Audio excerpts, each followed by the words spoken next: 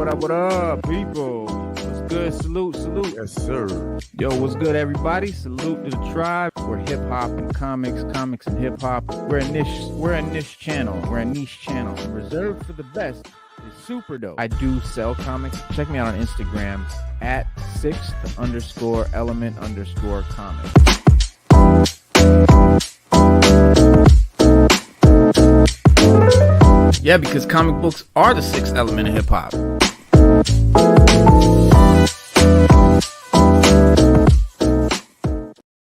What's good? Salute to the tribe. Peace in the building. Slick Nick in the house. What's happening, man? Herbert Carpenter. Peace. Corey Adger. What's good? Lazarus Einstein. OG Lee in the house. Everybody in the building. So yes, guys, it is the sixth element of hip hop. I'm your host, Reno Noir, and this is our special guest host, Cookz. What's up, y'all? How you doing, bro? What's going on? Yeah, man, we just here to do this Dirty South, Southern rap, Southern hip hop tribute, celebration, what have you. JJ all day, salute. What's happening, everybody? And so yeah, we bottom line, we wanted to celebrate the South and talk about Southern hip hop culture, mainly because Cookz and I, me being born in Queens, New York, and really having my roots, my family, everybody from New York, but growing up, spending my later childhood into my teens, into my 20s in the South, in Florida. And Cookz, being from Alabama, but we are mostly into hip hop, mostly into New York, East Coast hip hop for the most part. And that's mostly what we talk about on our shows and things like that. That's usually the vibe, so I guess, feeling a little bit homesick, feeling a little bit, missing the South a little bit. I hit my mans up and I was like, yo, Cookz, what's going on, man? We got to talk about the dirty, man. I missed the South a little bit, man. I'm getting a little homesick, man. So I just wanted to get back into that Dirty South mode, at least for an hour or three, and chop it up with my man from the dirty. Yes, what's up, Defective? Def Chimp in the house. Def Chimp, what up, brother? Yeah, man. Yeah, so where you want to start at, man? Because we also have I know you have a dope video. We both documentary type video. We both found and we shared on it and talked about it. You know what I'm saying? And it's pretty explanatory. So we had to kind of draw our own little points out of it and stuff. And then sometimes you don't realize where the South is because of how it's stretched. You know what I mean? So like when you talk about the Carolinas and all that, that's always a debate, know. But for me, being born and raised and hearing the Petey Pablos and few others, and whenever I see them, they always in the South type or South area, South type of, you know what I mean? And they rep the South. They be repping it, and sometimes the arms get pulled both ways. But we'll get into that though. Definitely. But I remember you saying about the Dirty South and what it meant. Mm-hmm. Yeah. And, I mean, just start at the beginning, That would be a good way to start. I think that would be a good place to start. Right. Well, the throughout the 80s and 90s, the American hip hop music market was primarily dominated by artists from, the East Coast, the Eastern Seaboard, West Coast, LA, Cali, New York were the two main cities where, hip hop was receiving most of its attention, throughout the country. And in the 1980s, cities throughout the Southern United States began to catch on to the hip hop music movement like really quickly, and the Ghetto Boys was a hip hop group from Houston, were among the first, hip hop artists from the South to really get widespread popularity, and Southern hip hop's, roots, can be traced to the success of Ghetto Boys, Grip It. And on that other level in 1989, the Rick Rubin produced the Ghetto Boys in 1990. We Can't Be Stopped in 1991. And after the Ghetto Boys rose to stardom, Houston, Texas became a center for Southern hip hop. And then Miami plays a major role in the rise of Southern hip hop during the time when, successful acts like Two Live Crew, Uncle Luke, and other artists who, relied heavily on that Miami bass sound, that what we call booty shake back in the day. We did not know no better things. You know what I'm saying? And in the late 1980s, you had another rising rap groups like, UGK from Port Arthur, Texas. And like my man Slick Nick said, 8 Ball and MJG from Memphis, Tennessee, and moved to Houston, further their musical careers.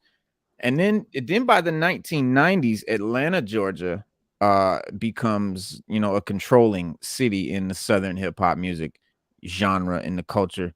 And hip hop groups like Outkast, Goody Mob play a huge part in helping the South become a center for hip hop music and giving real respect to the South as far as lyricism and things like that. And Outkast, Big Boy, Andre, they became the first Southerners to record album sales, that were like the powerhouse rappers on the East Coast, on that level of success. And the most successful Southern labels at the time came out of New Orleans, which was during the late 90s, mid to late 90s. And that city, had rooted its particular style in its own genre called bounce, bounce music. And that style really was first introduced by the way of Trigger Man, which was a song from a New York rap group called the Showboys in the late 1980s. And Money, No Limit, right? Master P, the now defunct Big Boy Records revolutionized financial structures for successful Southern rap labels. Their artists go on to sell millions of albums and have gained a lot of respect in the hip hop community now. And by the early 2000s, artists from all over the Southern region had begun to emerge, like, T.I., Lil Flip, Ludacris, Nappy Roots, Trick Daddy from Florida, Trina, Trey the Truth, all come out and make their mainstream debuts during this time frame. And then in 2004, we jump up to Outkast winning 6 Grammys, for the Speaker Box Love Below masterpiece, which, including the best album Grammy. Big Boy. Hold on. I want you to hold on right there for a second. Let me jump in for a second. Yeah. Because it's a few things that you went over that you forgot to throw in there. Okay. I wanna throw in, because you're going through it, but you're going a little fast. I wanted to throw some stuff in I'm here. being real general. Yeah. Yeah. I want to throw some stuff in here for like when it comes to when you were talking about Luke, which he was a pioneer for the South. You know what I'm saying? Of course, the booty music got the women on the dance floor, but he was one of the first to get tampered with when it comes to freedom of speech. So he's one of the reasons that we can say a lot of the stuff that we say now down here, around here, and a lot of everywhere, because the stuff he was saying was pretty much, you could look in the Playboy book and read it. You know what I'm saying? Right. Or go to one of the old little juke joints. You know what I'm saying? Basically, freedom of speech. You know what I'm saying? And it's sold. You know what I mean? Sex sales, and he was part of that. Jam Pony Express. A lot of people forget about Jam Pony Express. Yes. Talking over beats. They were underground pirates. Pirates. They help a lot of underground artists in the South get their music out there into the underground DJs and into the clubs as well. You know what I'm saying? Jam Pony was so big, bro. Jam Pony was huge in Florida. I mean, exactly. The underground scene. That's how music really got circulated. You know what I'm saying? Down there, Jam Pony music. That's how we heard new stuff. A lot, and also, South music was very influenced by West Coast music because of the gangster rap. You know what I'm saying? I also want to let that be known, because whether collab or not, it was just the style that the West, West, and when you can kind of collab those words, because like when it comes to the West and the South, there's kind of a similarity because of the country thing. You know what I'm saying? So, and sometimes the lingo You know what I mean? The lingo sometimes match a lot too because of that Mm-hmm. factor. You know what I mean? Um, Go ahead. Wait, where was you at now? You was at Outcast, right? Yep. Yeah, I Go was in ahead. Atlanta. All right, so Atlanta, we were talking about Atlanta rappers played a really big part in bringing Southern hip hop to the popularity level that it's reached today. And in '05, the Houston rap scene gets wide audience, and a lot of Houston rappers start getting nationwide and worldwide audience. Like Paul Wall, Mike Jones, Chameleonaire, UGK, Pimp C, Bun B, Lil Flip, Slim Thug, and during this time, Baton Rouge is coming out in the mainstream entrance through rappers like Trio Entertainment, which was a label that Pimp C starts in Texas. And the most prominent artists from that label are, like we was talking about earlier, Boosie and Webby, Fox, Mouse on the Track, and then unlike hip hop from the other regions of the United States, Hmm. numerous Southern rap artists did not come from larger cities. Notable examples, like Field Mob from Albany, Georgia, and Bubba Sparks from LaGrange, Georgia, and Nappy Roots from Bowling Green, Kentucky, like we was talking about. So, everybody didn't come from these big cities, and they weren't able to get major label backing, all the time. They weren't able to get, signed by a lot of the major labels at the time. So they started the movement of selling your own music. You know what I'm saying? Tapes out the trunk. I believe somebody in the chat said. I got a point right there. Let me jump in right there. Interesting fact that I found out that A Ball and NJG's 250,000 units just in Memphis. At that Wow. time, nobody else did that. You know what I'm Right. saying? When you listen to some of the people from Memphis, they will let you know that when Ball and G dropped, that's when everything really, really started to turn up, so to speak. You know what I'm saying? Right. The Pack, 89, 90, 91. That's their, from what they said, that's their Cool G rap. Gangsta Pat was there. You know what I mean? I know about Gangsta Pat from when I was younger. You know what I'm saying? When Right. it come to Memphis and Tennessee, Mm-hmm. Gangsta Pat was the one that they always pay homage to. You know what I mean? Right. Uh, Right. Getting buck jumping, that was their thing. Trigger Mm. Man, Tommy Wright, the third. You know what I'm saying? That's when all that. That's he was a big part of that funk scene that you was talking about, that you Right. put me Right. on. You know what I Mm-hmm. mean? And I knew about Trigger Man, but I didn't know about the funk part. PHONK. You know what I'm Right. saying? Which is a pretty. It's that's something that's right there. That's real deep in history that I still had to learn about. I got peoples in Memphis, but I didn't learn about that because when it comes to states like Alabama, it's kind of universal for us. Tennessee, you're gonna listen to Tennessee, you're gonna listen to Right. Atlanta, you're gonna listen to Right. Texas, you're gonna listen to Mississippi, kind of the same way until they started breeding their artists and coming out. You Mhm. know what I mean? Right. Um, Right. but yo, continue. I mean, yeah, no, we was the 1980s, hip hop music was already popular in the southern cities, right? But because New York and LA had the most robust hip hop culture, more famous artists, the public kept their eyes on those two cities, and southern, hip hop became kind of obscure and was always, but the uniqueness of the southern music slowly, pushed its way through the public eye, driven by the Atlanta hip hop culture, and then the East Coast, West Coast beef that was going on at the time when Andre 3000 came up and said, the South got something to say. That's all, you know what I'm saying? And that was a huge moment, you know. And I'm gonna be honest with you. I'm gonna be honest with you too. When he said that, we had so much music already like pumping through the tunnels. Like we had, because like from what you saying, just drawing an object from what you saying, it's like even though our music wasn't being sold and promoted and commercialized, we still made our world work. You know what I'm saying? Right, To the point to where we didn't have to go out.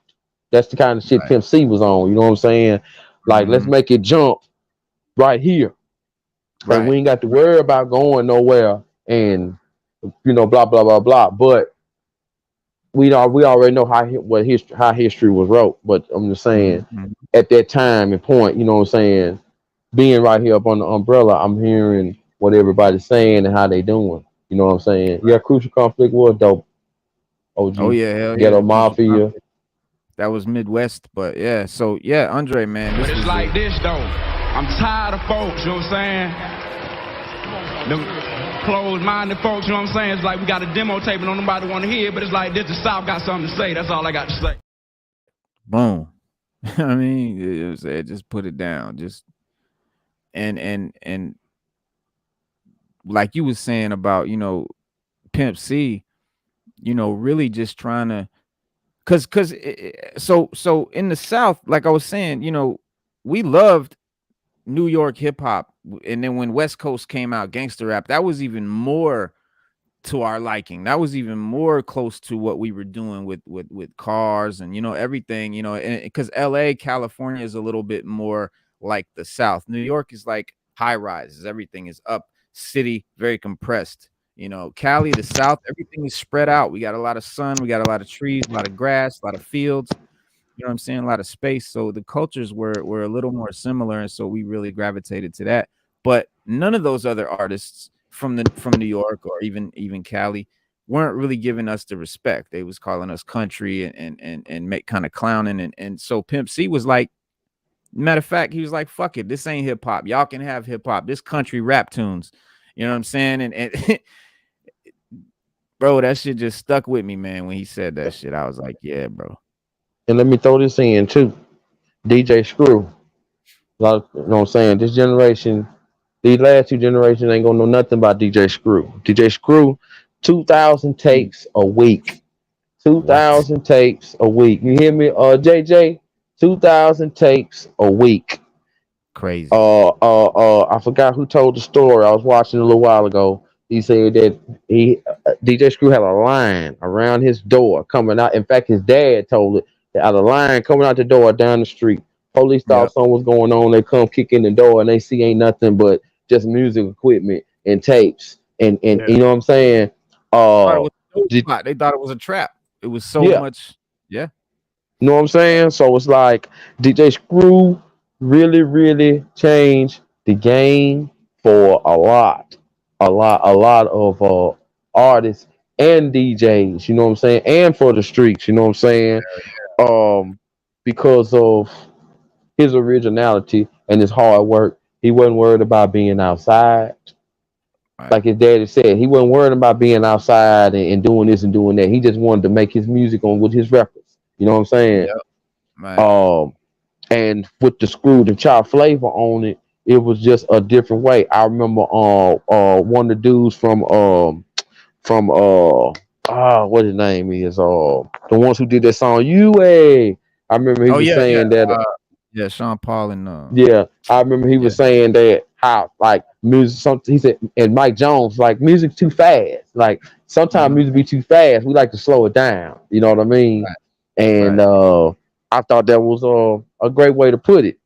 And Yeah, then very also I would like to add in Jay Prince being somebody, you know what I'm saying, that also made big steps for the South as being that figure, like that that mhm. that that headpiece. You know, every region got their major somebody. You Right. know what I'm saying? From Big U to the West to what you call a mama from the South. You know what I mean? Like it's Bimmy and them.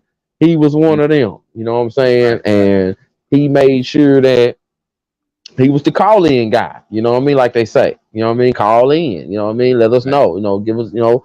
And he was that man that always made sure that everything was on the cope and steady. Now the way things go now, it's pretty wild. But back then, he was the person that looked at like a Diddy on a higher level. You know what I Mhm. mean? Mhm. Right. Um, and just to throw this out there, also when it comes to the Atlanta scene, let's not forget that they was big on skating. Yeah. Cascade. Hitman Sammy Sam, Lil Jon, you know what I mean, or that raw aggression type shit from what they say, Crunk. 150 BPM type music.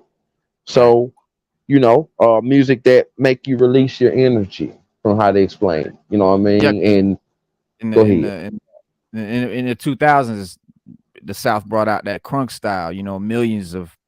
Millions of people in the country became the most popular and like loved genre of music at the time, like as far as mainstream, hip hop. And again, I just want to clarify for all the New York heads, that's normally what we do. We are not talking down about New York hip hop or East Coast hip hop or anything like that in any way. We're just trying to put a spotlight and celebrate Southern hip hop because we don't do it enough. That's all.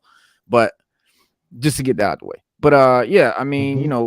and then Miami became the, basically the third capital of hip hop with a lot of, artists coming out. And then you had Ludacris and Lil Jon and with young Jeezy, T.I., and then trap music, which was, the music style that was mostly influenced, the direction of the whole hip hop scene altogether. And then from like 2002 to like 2003, the Billboard charts were dominated by Southern hip hop. I mean, Hmm. that's just when it really became okay. The South is really here, which was 50 to 60% of the charts at the time. And by Hmm. '04, the percentage of US radio stations playing hip hop music by region was Southern rap was 43% of the music that was played. Midwest about 29%, East Coast was only 24%, and West Coast was only 2.5%. So yeah, in '04 it was definitely the South. And these numbers kind of prove that Southern hip hop is a force to be reckoned with. It's not, it's not no play shit. Southern hip hop artists, unlike those on the East Coast and West Coast, are primarily from those smaller cities and show their hunger and desire for money and beautiful women and cars in their music. And it's just the kind of vibe. And this aspect can also be criticized by some people who feel that such songs are not nutritious and they don't have any sort of content, and kind of slurred songs, and kind of try to make fun and Dirty South. But we took it and flipped it and made Dirty South to be something that we were proud of. And see, And I wanna add to that because one thing that gets misunderstood about the South is that every region has its own lingo, has its yeah, own style, has its own flavor, has its own living standards. You know what culture, I'm yeah, saying? Like people in Mississippi don't live like Alabama. People in Alabama don't live like Atlanta. People in Tennessee don't live like Arkansas. People in Kentucky don't live like Texas. Like it's but at the same point we all in the same basket. You mm-hmm, know what I'm saying? Because we the mm-hmm, South. So and that's why when we go through these regions like we did and like this video will do that you're about to show soon, that there's talent everywhere. It just sounds different. Just because we right, all label Southerners don't mean that we all are live the same type of South. We all have things about us that collab and go together, and then we all have things that are different. Because I mean, to be honest with you, me being from the South born, I could go and have a conversation with somebody in Tennessee, and right, we'll have words that we don't understand. right. You know what I'm Slang saying? and You know what accents I be mean? totally different. Yeah, You know what I mean? yeah, It's funny, like the way they say bomb, they say bomb. They say right, BUMB. We say right, bomb. You know what right, I'm saying? right, But it's you know what I mean? Like tomato, tomato, caramel, caramel. It's the right. same. You know what I mean? And it's just and then you got your other lingos that's your street lingos that really get funky. You know what I'm saying? But Mm, it's easy to what's the word adapt to for us. yeah, Just like people in other regions, people in the Brook know how the Bronx is. People in the Stat know how the folks in Manhattan is.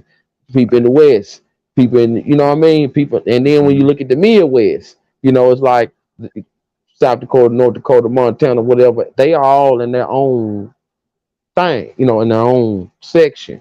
So that you right, don't hear about them being together.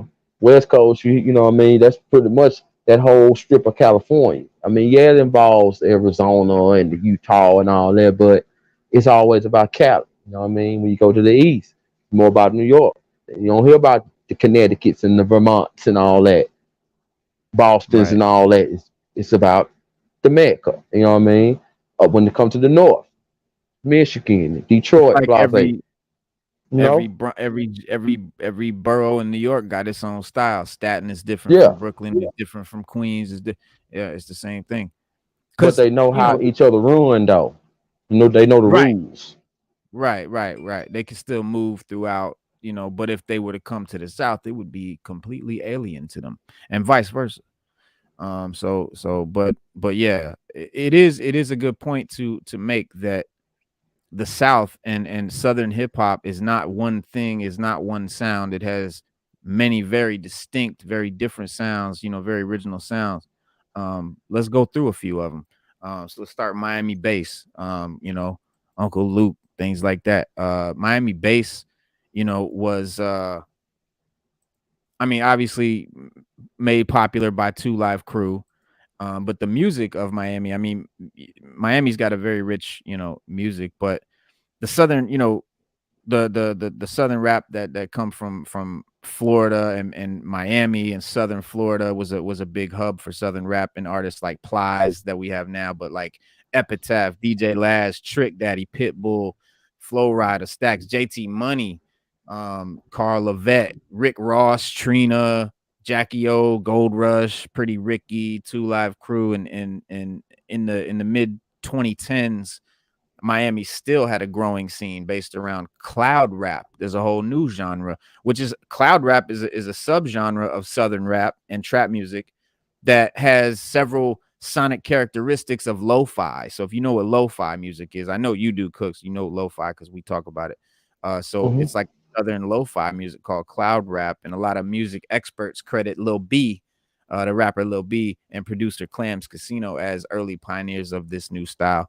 And the term, cloud rap is related to its internet birth name and stuff, but that began to emerge with rappers like Space Ghost Perp and Young Simi and Denzel Curry. And then you had your traditional, trap music, normal in other areas of the South, like Atlanta and Texas, began to gain popularity in Florida with artists like Kodak Black, entertaining the mainstream. Curry and Kodak Black were later featured on the XXL 2016 Freshman cover, which features the rappers generally breaking into the mainstream and on the verge of being popular. And so by 2017, Florida was moving in a still moving in a forward moving direction, still getting far from Booty Shake, still evolving. You had breakout artists like Xtentacion, which Hmm. he's got 3 X's, XXX Tentacion, and he brought the SoundCloud rap movement towards the mainstream. All that shit is from the South. The movement predominantly based in the South, in South Florida, takes its name from the auto distribution platform SoundCloud, where the artists generally post their music. But the style of music, that we know of, SoundCloud music, brought forward by SoundCloud rap, heavily distorted bass, intentionally bad mixing and fast tempos, like it's supposed to be. And the main artists, like I said, Xtentacion, Ski Mask, the Slump God, stuff like that. But Miami bass itself, is was a style of dance music from Miami and South Florida, and is embodied by the musical style, of Two Live Crew, but also Trick Daddy, stuff like that. And Miami bass. Go ahead. another I would like to add to that is that basing also brought out the cars, Right. the sound systems, that right there really pioneered that music right there really started something for the South, especially in Alabama too, because there's a lot of cars around that even that didn't look good. Like that music made you just want to have a system, even if your car had a donut on it, broke window, Okay. whatever, windows don't Okay. work, engine about to blow up. Like Bruh. you gonna have that banging system for a little while until you gotta sell it because the car don't work and, no more. and that system can go from car to car to car, because motherfucker had that system be taking care of that more than a car, man. I swear. Then You that you whole not lying. car. You Yeah. know what I mean? That's It's crazy because also the South got his disadvantage too because like Cub was saying, you'll see somebody staying in a house or apartment that ain't worth like this, and that. but their car is pretty much worth a house with everything inside it, which because of all the. I mean, you pretty much took an old car and turned it into a showpiece, and Customize it now, completely. yeah, I mean, Yep. Yep. And yep. A showpiece, exactly. Like you don't even want to drive them motherfuckers. Some of them don't even drive them. They put them on trailers and shit, and they just bring hmm them to the shows. It's funny, man. But yeah, man, and I it's did so, beautiful. also. I wanted to make note of. I made a note of some. I wrote down a couple names that I would like to lay out right quick, man.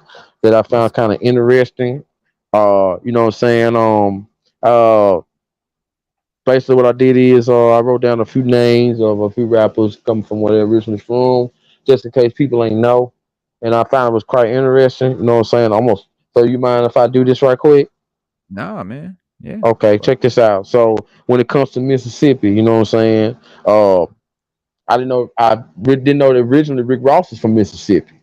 You know what I'm Mm, saying? David Banner, uh, right.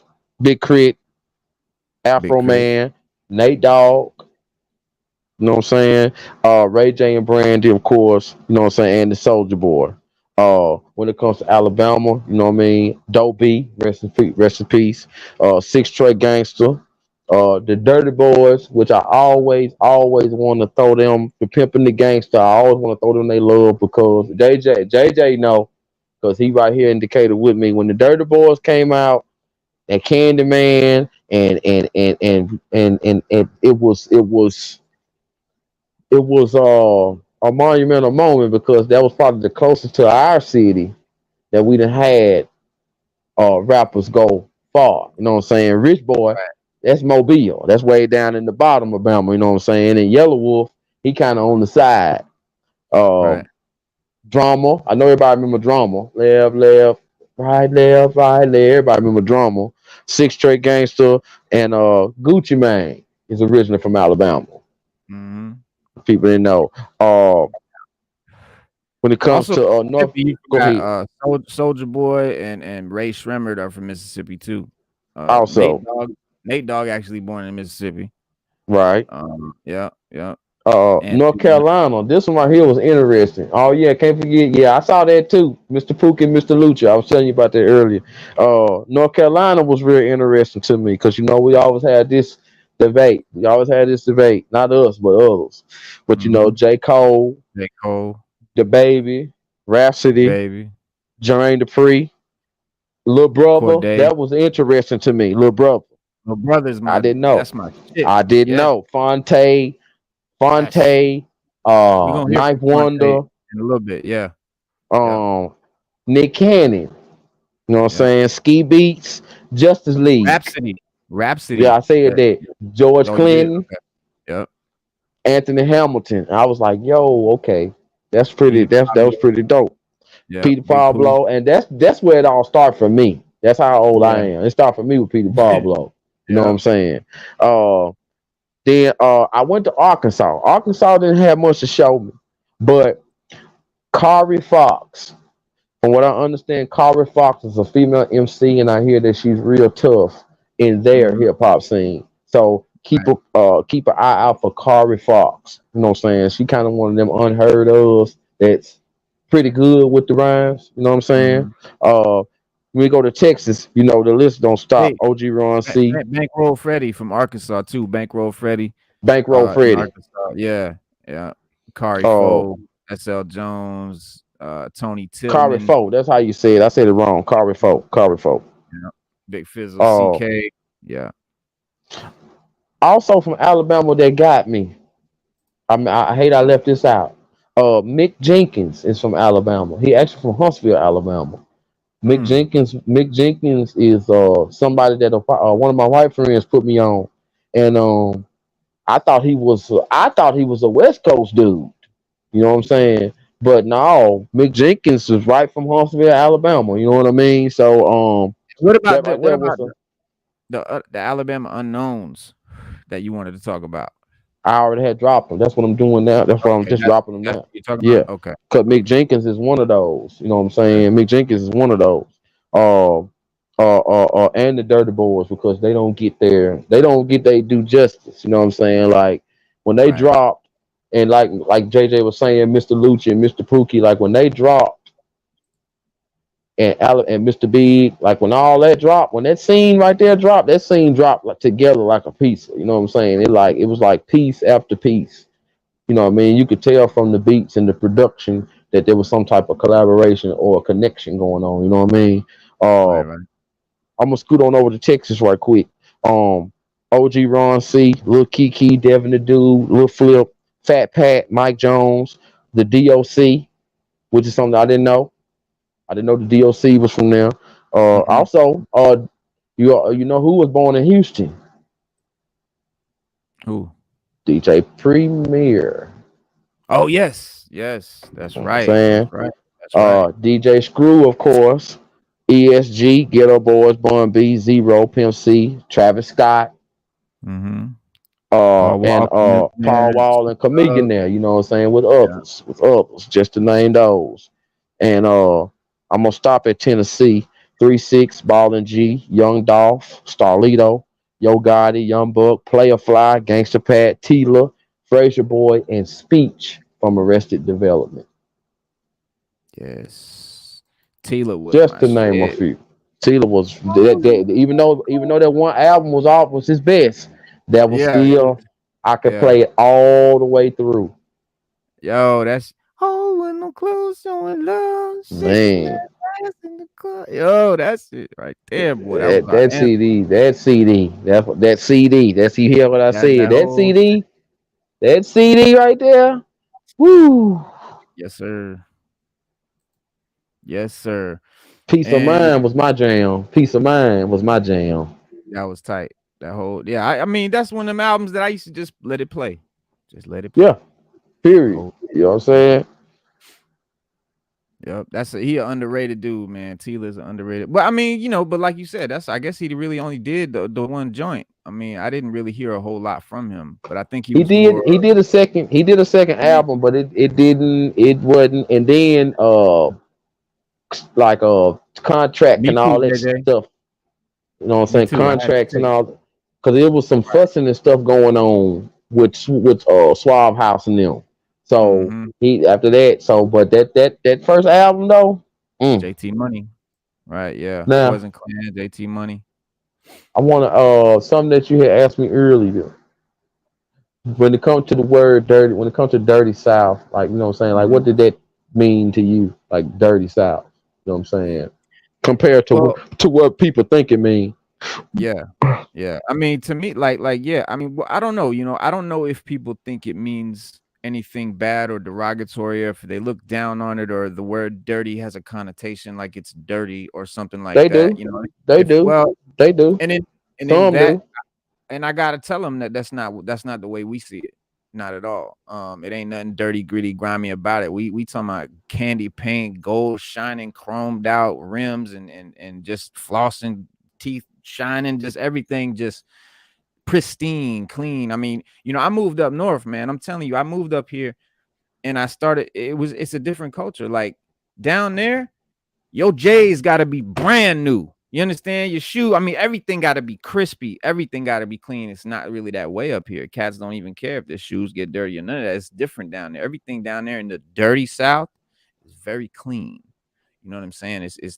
That's a term. Matter of fact, that's one of our terms, clean. You know what I'm saying? Something clean. You know what I'm saying? That's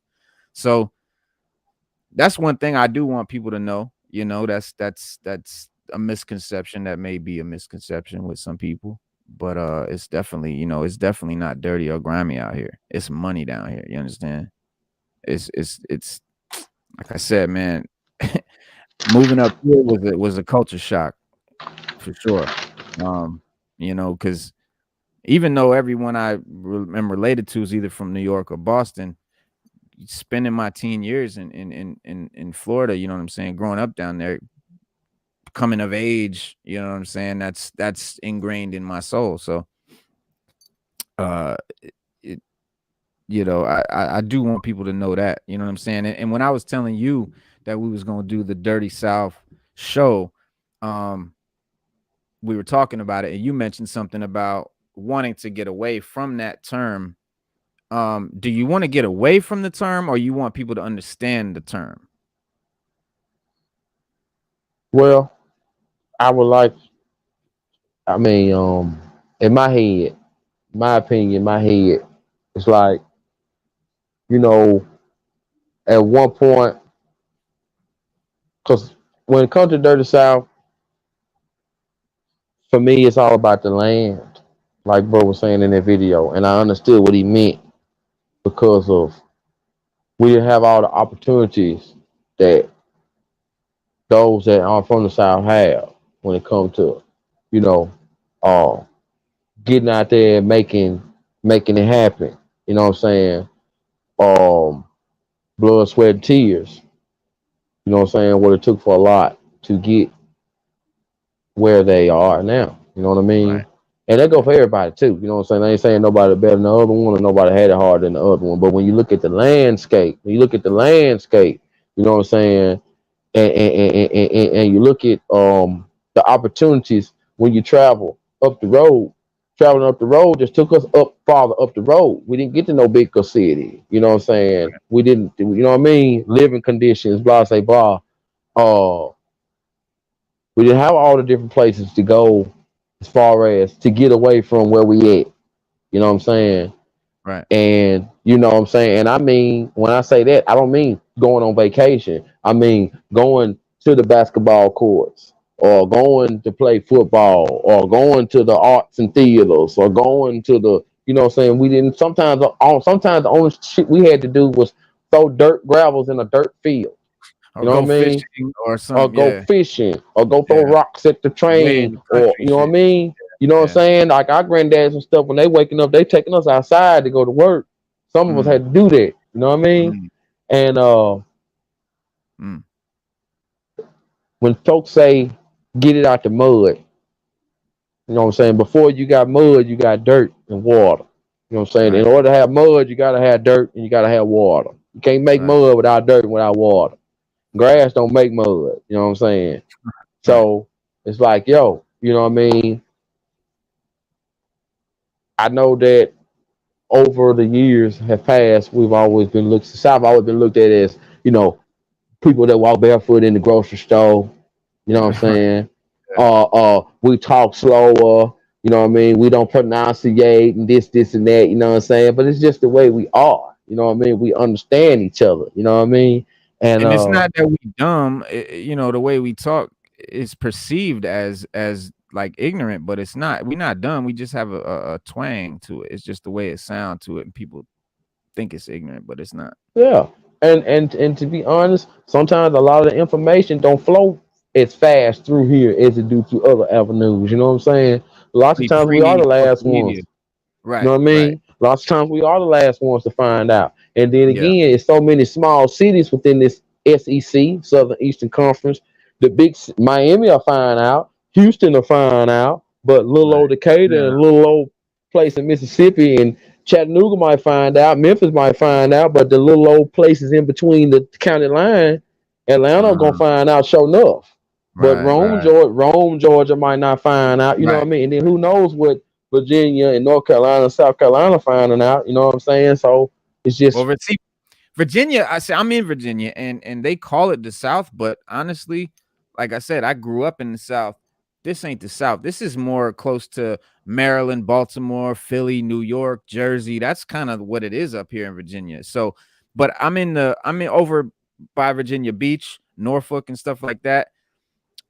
I'm sure that over as Virginia, the western part of Virginia. Now I'm talking about not West Virginia. We know what West Virginia is, but Virginia, the more country part, I'm sure that there are. I'm sure that is the South. But over here, the music that people listen to around here is more East Coast, New York. The vibe, just the way people dress. I mean, when people was wearing Timberland boots and all of that, that's how they were dressing in the town where I live here now. But in Florida, they wasn't wearing that. They was wearing Fila's and K-Swiss and Nikes and Reeboks and things. But so uh Virginia, man, it goes back to like what we were saying, like what counts, what is the South? Who's the South? Is Kentucky the South? What are we considering the South? Oklahoma, rather, because it kind of fits in. It's kind of right there, but Virginia gets that name, it gets that tag, but it ain't like that here. You know, they don't. It's not like that. Virginia is like the most. It's like as close as the South can be to the North. You know what I mean? Exactly. Yeah, it's the So very northern state of the you know South. what I mean. But it's like, but even though I don't know nothing about Virginia, it's just from what I be shown and seen, Mm. I can still see that southern thing about Virginia. Yeah. You know Oh, what I'm yeah. saying? It's You know what I'm there. saying? You know, and they're just going off of what I see. You know what I'm Oh, saying? yeah. Because if you go by college football, that's the ACC.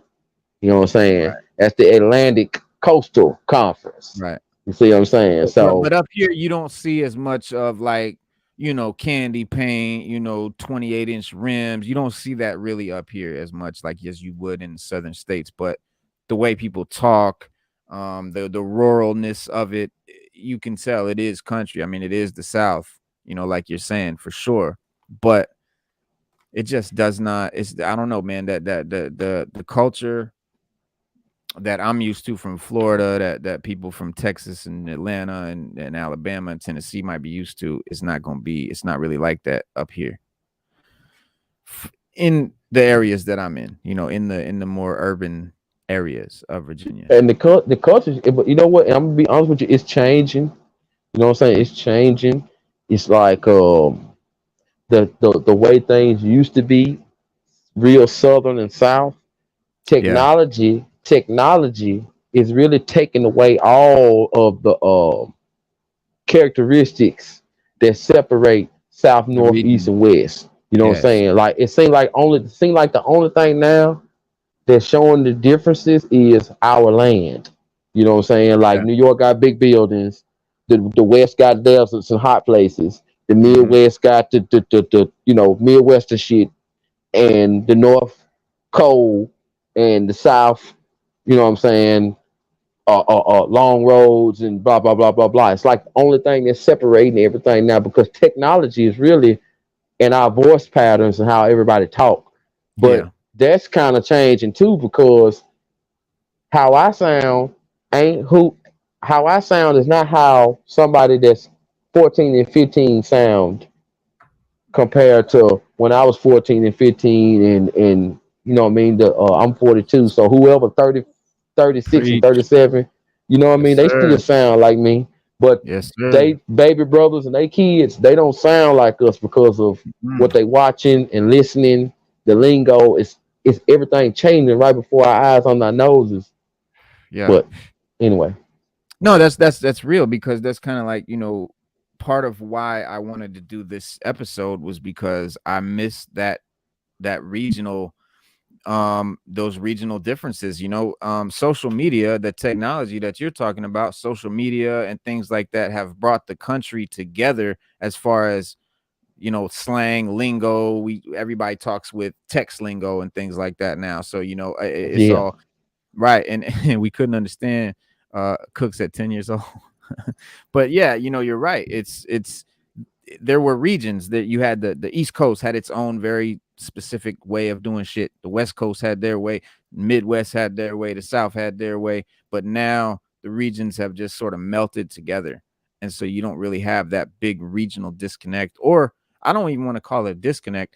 I want to call it the regional differences that made hip hop so beautiful, with all the different styles and genres and everything. And that's what I love, and I miss that. And I think, and I'm worried that I'm not worried. I know that my grandkids, because even my own son, but my grandkids ain't gonna really know that. They're not gonna have that. You know what I'm saying? It's gonna be one way. Everybody gonna be one way.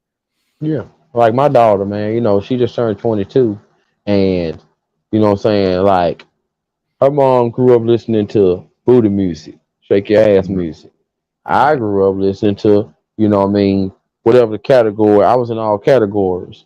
So Hmm. now when I look at her, it's like I can see both our styles in her, but yet she carried her own way. You know what I'm saying? And I can't say, oh man, she just into that. Oh man, she just into this. You know what I'm saying? It's like, Yeah. you know what I'm trying to say? Like she got Yeah. her own balance, and I don't know what it is.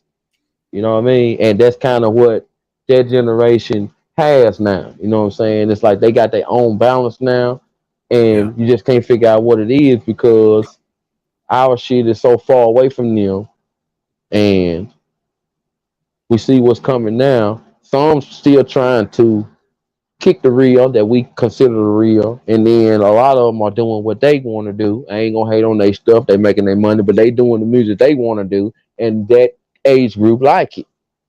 So Mm-hmm. even if I did let her listen to Nas and 21, she still probably ain't gonna dig it because of that. Right. You know what I mean? Even if I did let her listen to Good in My first album, which is the one of the most underrated before its time albums in life, because Yes. everything they talk about on that album in that 90, what was it, 98, 99 when they came out with that album, 97? I mean, 90, Mm, it was 98, probably 96. Oh, let me see. 96. Yeah, let me see. Everything that they talked about on that album is happening today. Today. Number two, day. Happening today. If y'all don't believe me, take your time and get on your whatever your music app is and go listen to Good and Mob Soul Food album from front to beginning. I guarantee you, you'll be like, damn, they is talking about today. You know what I'm saying? 95.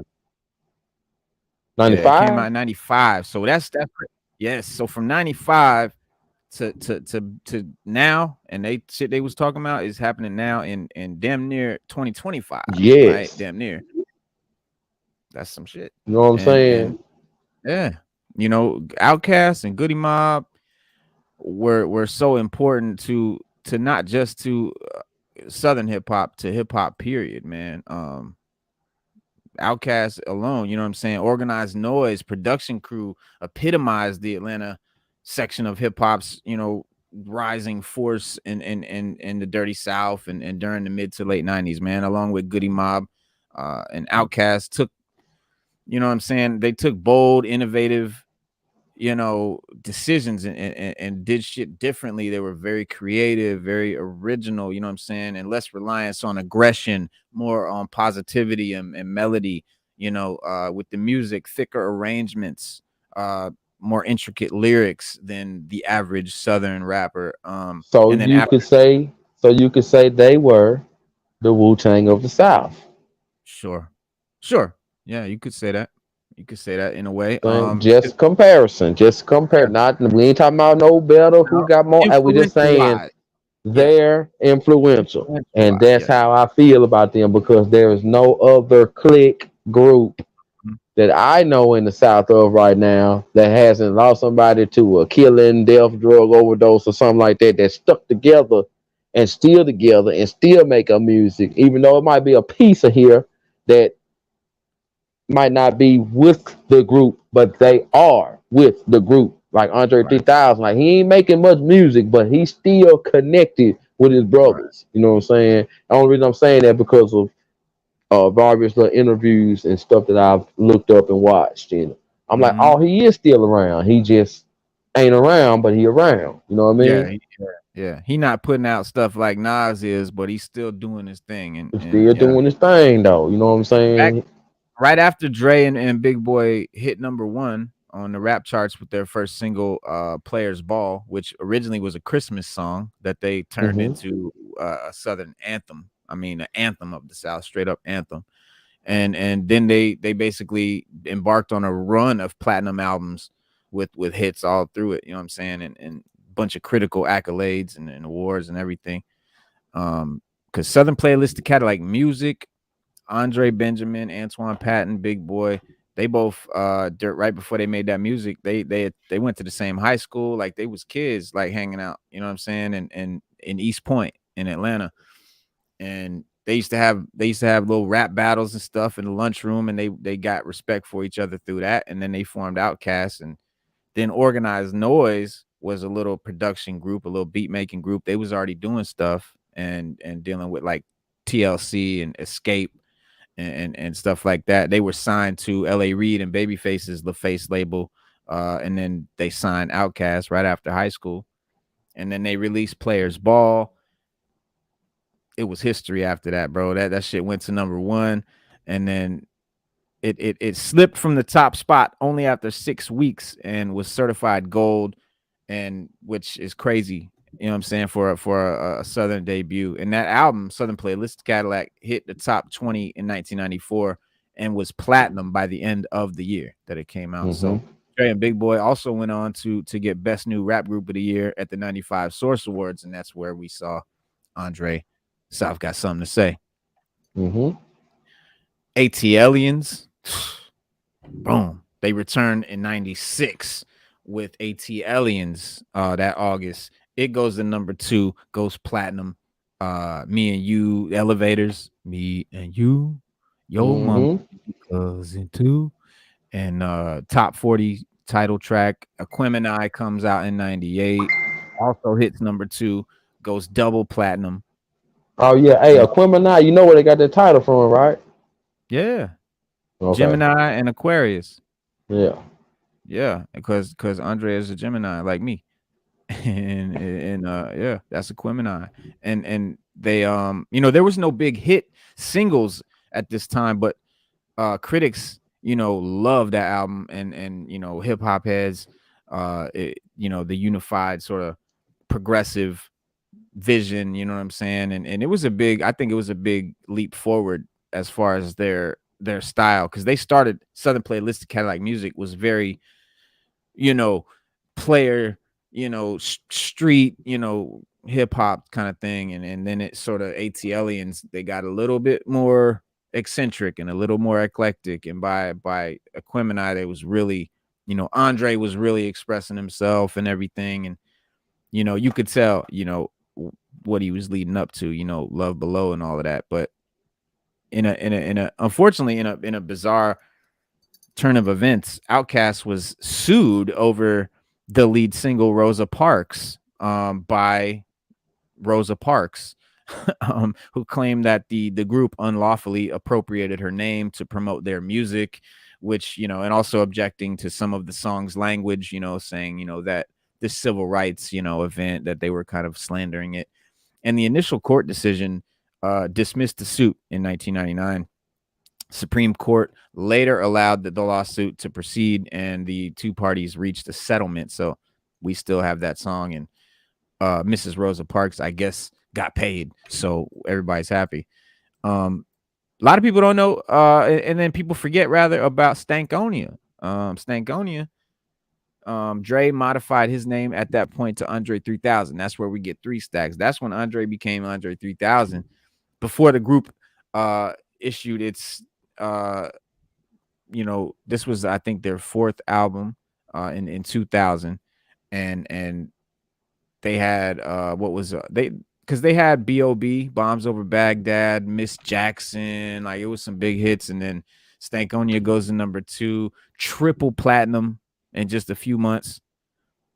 Miss Jackson, it becomes a nationwide hit. You know what I'm saying? People that still hadn't heard of Outkast yet, this is when they sort of really cross over.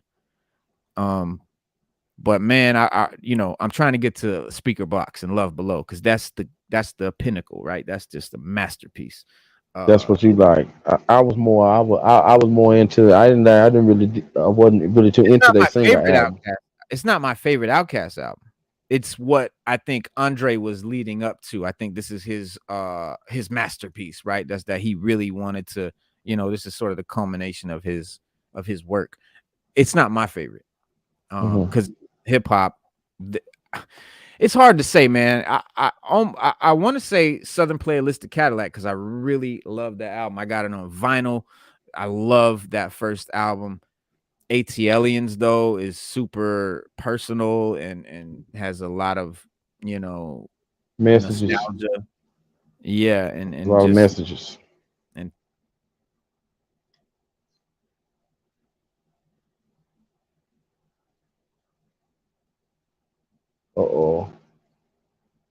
got a brain freeze.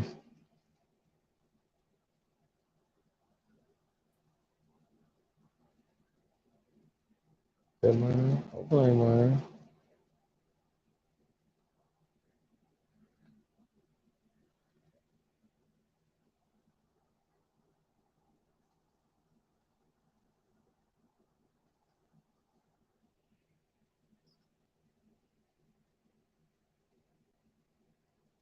Still there? Freeze. Screen freeze.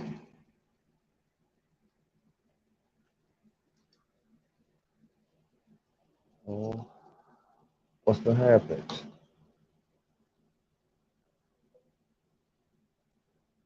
Oh, we got a screen freeze. Yeah, he froze. We'll see what we can do. Do y'all still hear me?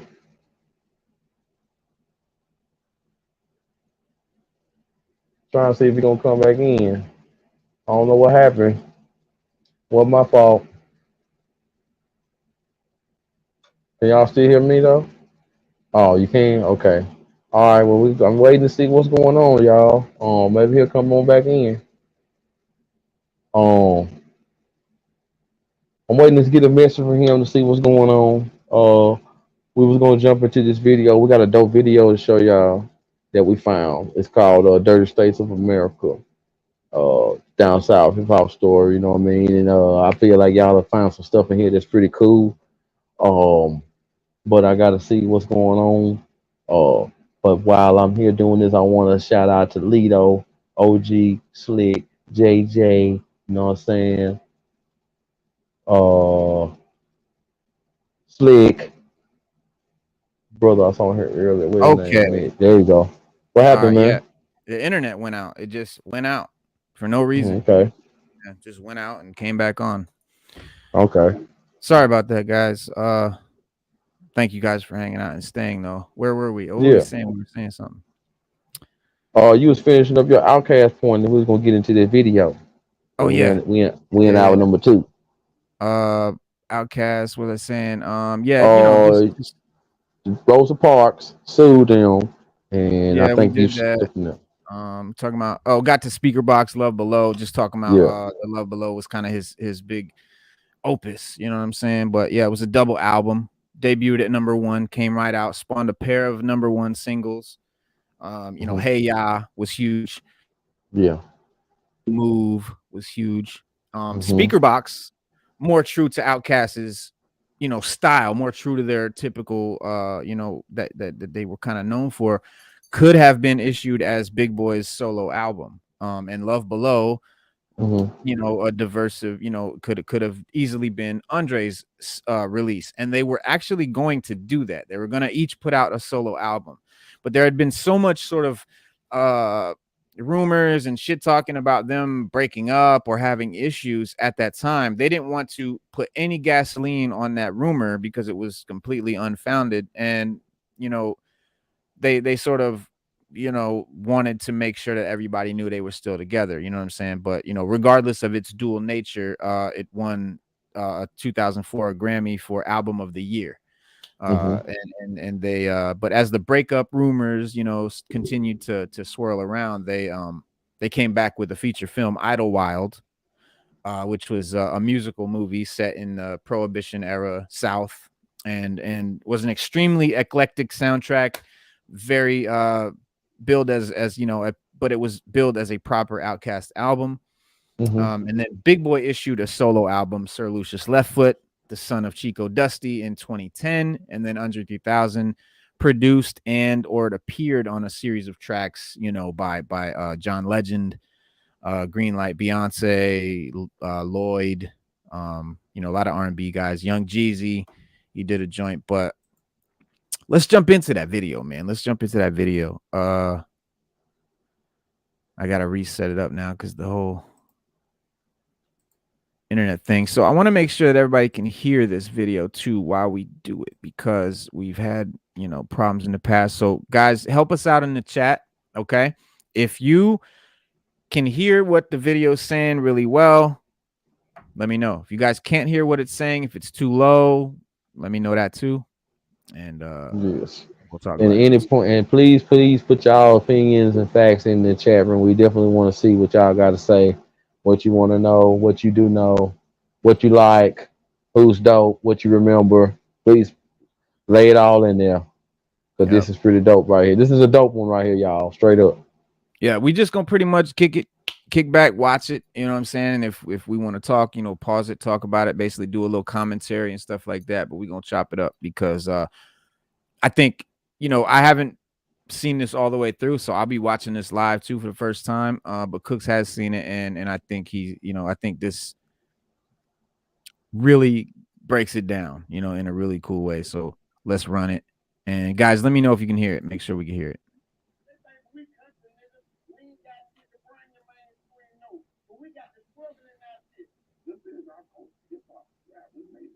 Yeah, it might need to be a little louder. All right, so I'm just gonna do a little test. Okay. That's as loud as I can do it. Okay. Through the system, but I can also turn up the volume and let my mic pick up some of it too. Okay. If y'all can't hear it, so I'm just waiting for the chat to let us know if they could hear that. Slick said he can't hear it. Okay, that's what I was worried about too. Doing this, let me see. Lito says a bit muffled.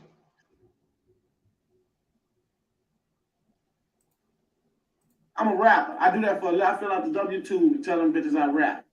You do what you do. I do what I do, man. If you don't like it, get the fuck off around me. You locked us out. We said, okay, cool.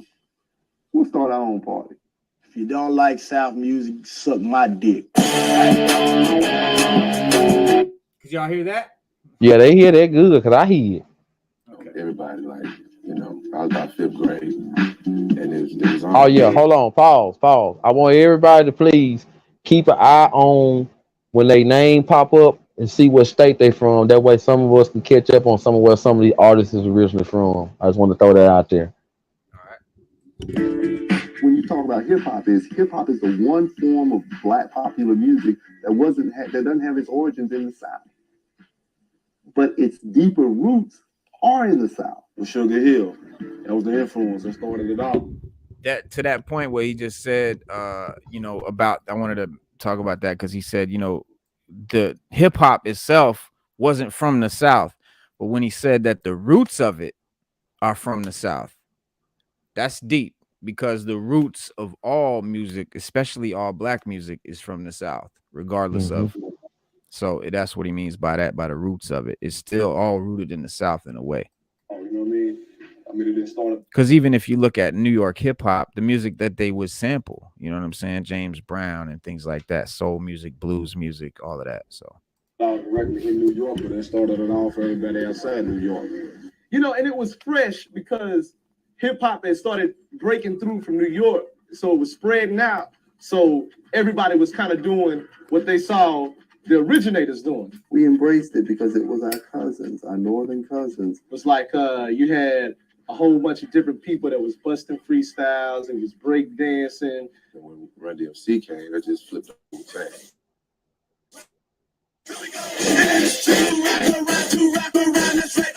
Hip hop for me, that just went to a whole other level. Like I skipped school when Raising Hell was coming out. Straight up, like I'm gonna get my lunch money. I took that and ran straight to the store and bought the album. Boy, listen to the album all day. When I started really paying attention and liking what I want to rap behind, I was watching the East Coast rapping and stuff, but what I heard when the West Coast started coming with, that was like, yeah, that's what we talking about. We talking about some gangster shit. Cause we were down there doing this gangster shit. The West Coast was on the same vibe pretty much that this down south was to me was gangster. Every little area, like after hip hop blew up, every little area started to develop their own little sound and their own little scene. We didn't talk like those dudes. We didn't look like them, you know. So we started doing our own thing, man.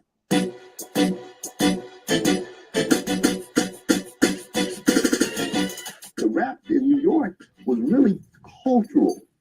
In other words, you had to be in New York to really get it. You could access the music as, okay, it's a tight beat and I like it and everything. You really wasn't going to get it until you actually lived in New York for a minute. That's what was so hard about the South trying to get played in New York, man. People got different cultures, man. So you can't just hope everybody accept your way of living and your culture and you don't accept theirs. But New York was getting played in Atlanta, but we couldn't get played in New York. A lot of those folks didn't really get the credit that they definitely deserve. I was backstage 1993 at Freaknik. I was rapping with Wu-Tang Clan, Soul Mischief, Tribe Called Quest. It was so many people back there. You know, we all going around in the cypher. And I remember I ripped it. And like everybody that was around all us, they was like, oh, man, who is this nigga right here? You know, and I'm like, Pimp, they're like, you gotta be from New York.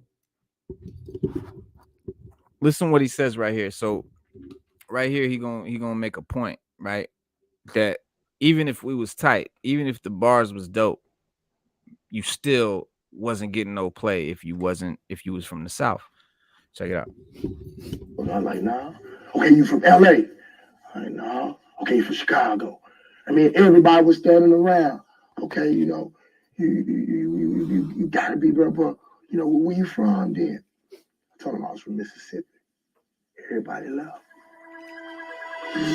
We was that first wave that really made motherfuckers have to take no dust when Drake got out there. That source of water, everybody was boo, boo, boo. I remember it was just the Outkast and the Four Good and I remember, and I mean we was like, man, we up here 6 deep, 6, 7 deep, and I'm talking about everybody up here 50, 100 deep. And this tension between the West and the East, and we sitting there in the middle like, don't nobody even give a fuck about us, folks.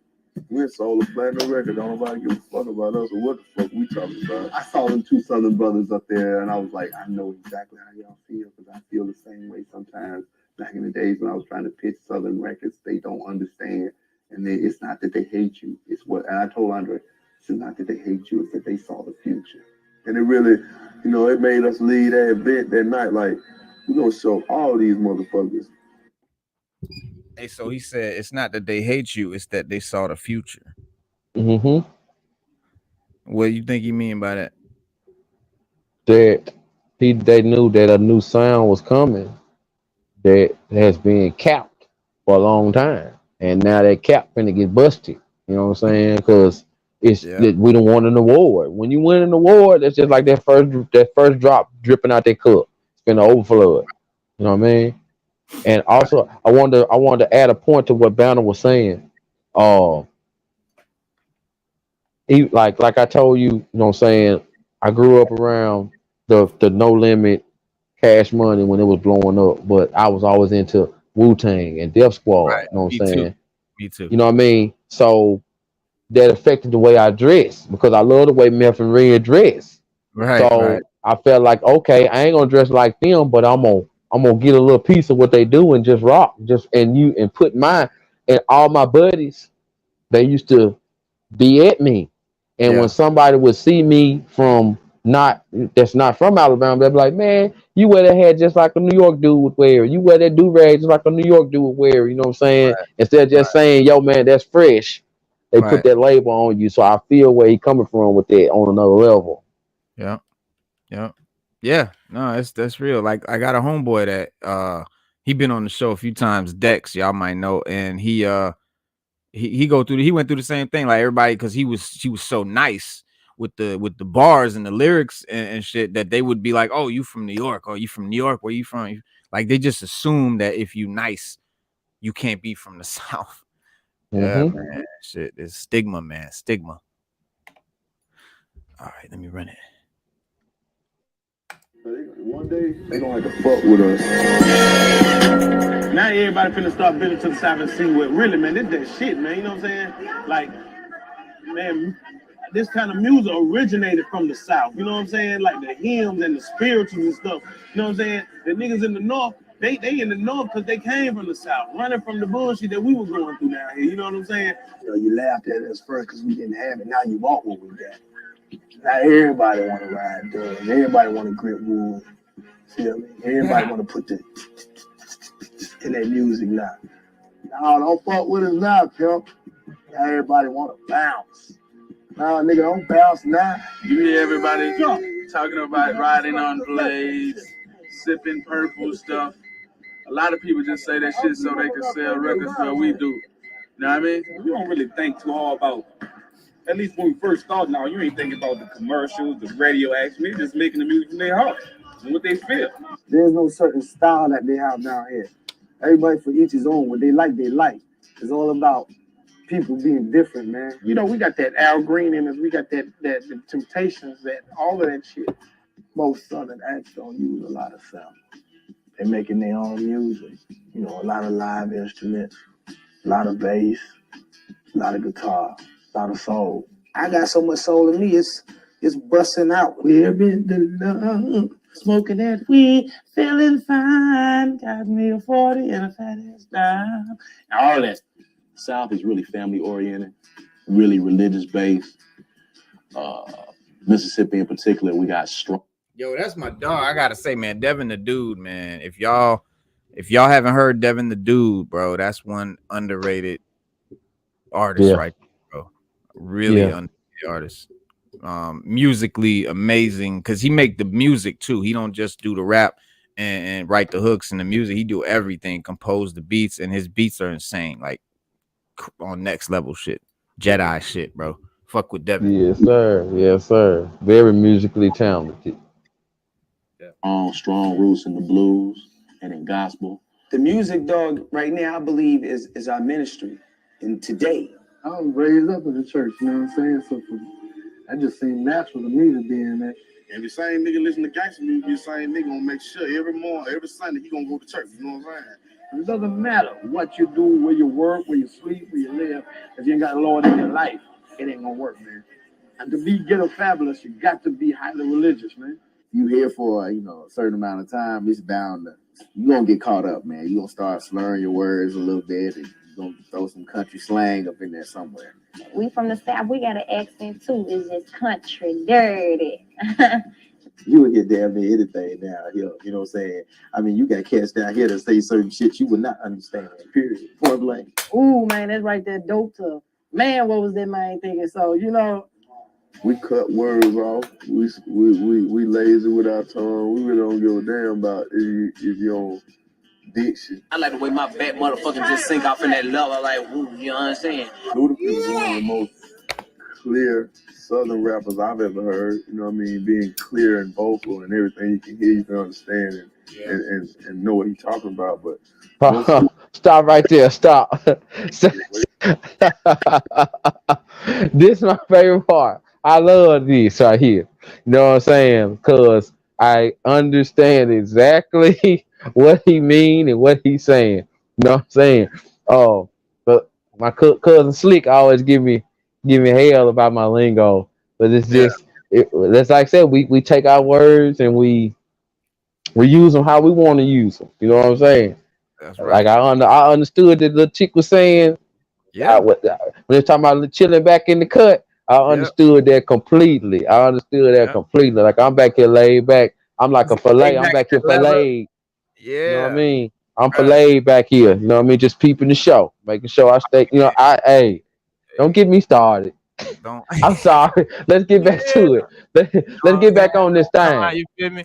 Hey, let's get this ball back to rolling. Let's get back to chunking these rocks. Yeah, bro. Here we go. Here we go. You're gonna have to rewind it a few times. You have to rewind it. I'm in the back. Everybody just said west, you know what I'm saying, north, you know what I'm saying, east. Well, I know South Memphis, put it down, baby, you know what I'm saying. Hey, but look though, people be thinking this shit like that don't mean that don't listen.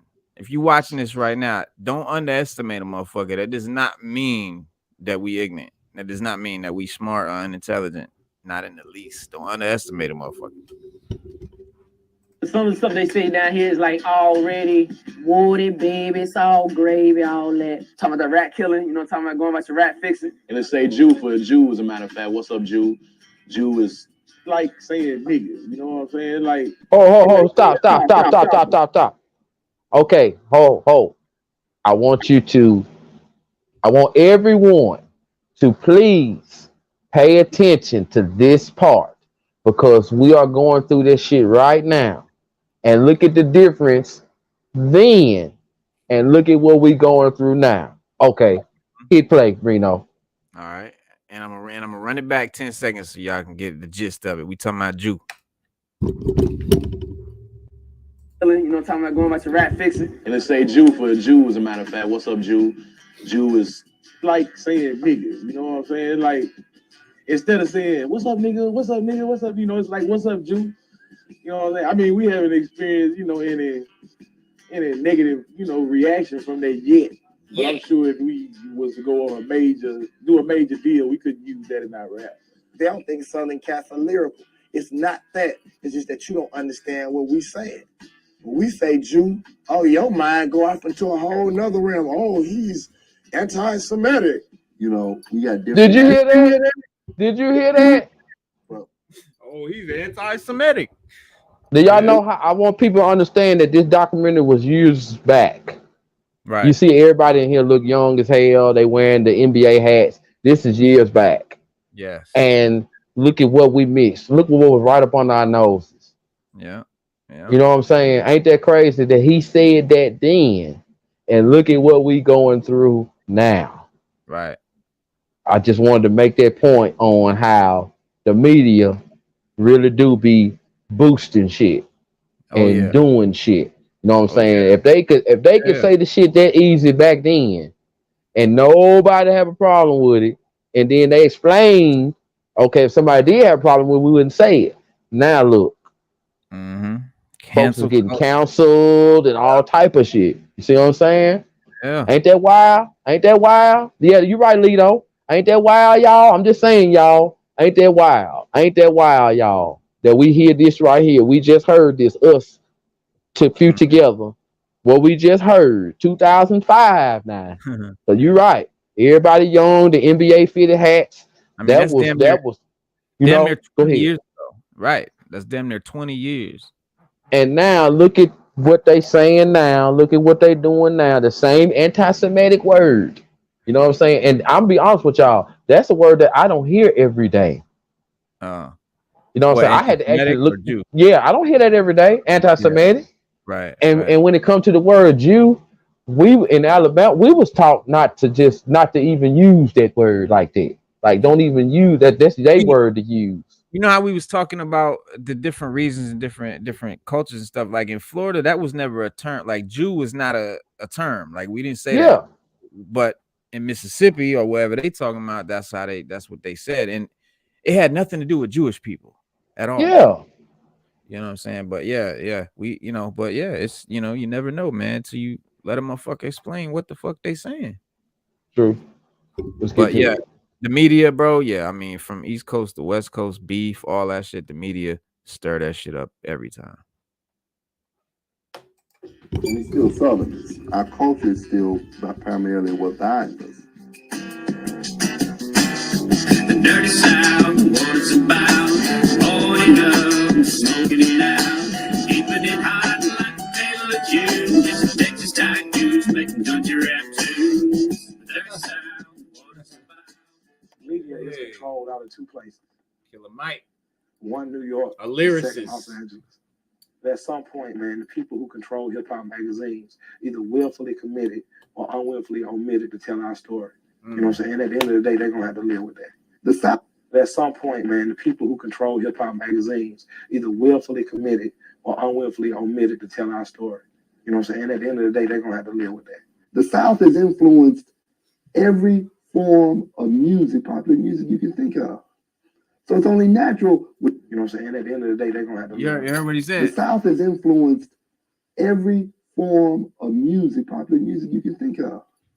So it's only natural when you give us this hip hop, we're going to look at it and say, oh yeah, we sound, let me show you where we can take this. Bass. Florida's a whole different world. When you really think about Florida, you naturally think about Miami bass. Up tempo, bass heavy, rhythm driven, not too much lyrically or vocally. It's a lot of party chants. You sample Air Africa Lambada, Planet Rock, a Clear or something like that there, and put that bass over there and that kick and ride. I mean, that's what bass music like to me. That was my street music. It's not just booty music, it's party music. You know what I'm saying? We like to go in the club, we like to have a good time. I know him. It's constantly women, it's constantly clubbing, it's constantly, you know, just that's what keeps the vibe going. Who inspired me? Luke, you know, Luke, you know, Luke, hey, we want some pussy. Luke brought out the bass game, you know, the deep bass, you know, ghetto style. He's from Florida, and he was the only one that was really like putting it down. A lot of people weren't understanding him because they were like, "Oh, that booty music." That's what they classify Florida as. Oh, Luke made everybody dance. He had everyone. I just want to say, if BoobTube cut us off, just stay tuned. I'll start up another live because I don't know if that's gonna pass. All right, here we go. Even the hardest nigga was loving Luke, you know what I'm saying? Because they get the girls on the floor and, you know, that's what they love, and they just start shaking. So, you know, it's going to be a nigga behind them. So, you know what I'm saying? They loving Luke. Wow, man, what the hell is Luke? What the hell is this? You know, he brought the freak to the industry. Hoes. That's what you remember. You remember hoes, fucking hoes. Without Luke, I don't even know if we would have had too many thongs on videos these days. The man went to jail about, 100 times just so he can, you know what I'm saying, practice his freedom of speech. We have the right to choose what we want. I mean, either we buy it or we don't. For us, the people who find our music obscene, you don't have to buy it. You know, you can walk right by the record bin and don't even worry about it. You know, what's good in my house may not be good in your house. And you know, that's our point. Other rappers in different parts of the country at the time, they were dissing what Luke was saying, but really all he was saying, I'm getting on the record and it's party records. So we talking about party. But Two Line Crew was putting it down with Luke. They broke down barriers, man. They made people have to respect the Miami music. We just was able to take it from booty shaking to gangster with Trick and let Trick maybe do what he had to do. Because you remember when Trick first came in the game, he came in the game on the Scarred song with Luke, to let everybody know, and he just let everybody know, y'all can do it like that. I knew Trick too. Trick Daddy is another one that I know. Cause I used to rap when I was a kid, like when I was 17 and shit. And I opened up for Trick Daddy. I opened up for the Hot Boys. I opened up for the 69 Boys. That's a group motherfuckers don't remember the 69 Boys. I definitely remember them. Yeah. I opened up for all three of them at different times. But Trick was a cool dude. Trick, man.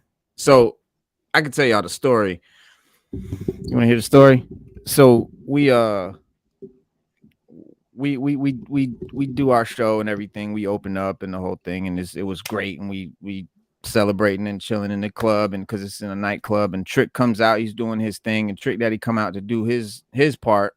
And we're in the dance floor at this time because we did our show. So we out here just chilling, and everybody sort of rushed the stage and everything. And so he's out there doing his song, and he get to the end of the track, and everybody want to hear the song Nan.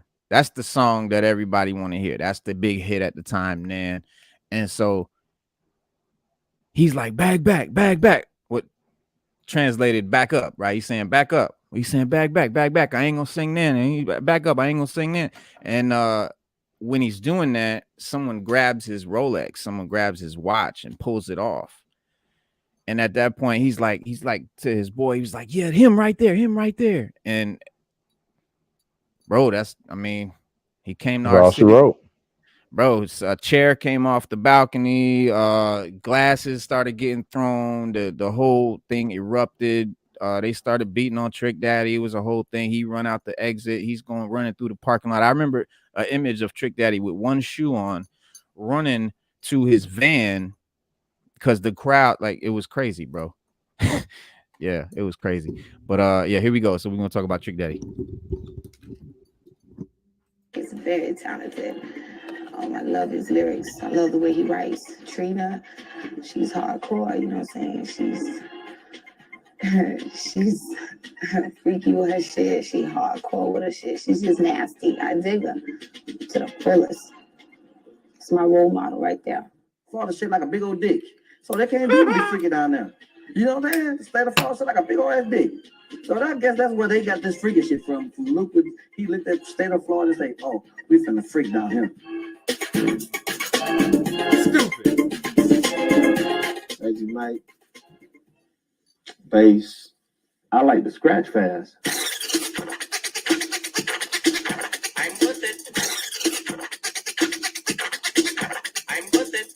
that was like my thing. But scratching fast over hip hop beats still made me sound slow. So my thing was I wanted to cut over fast beats, and that's where it came from. Mike has never been a rapper. His thing was the bass tones, the bass, the fluctuations. Yeah, he had rappers and stuff on things, but Mike sold tons of records, man, just because of his bass. Everybody wanted the bass in the cars.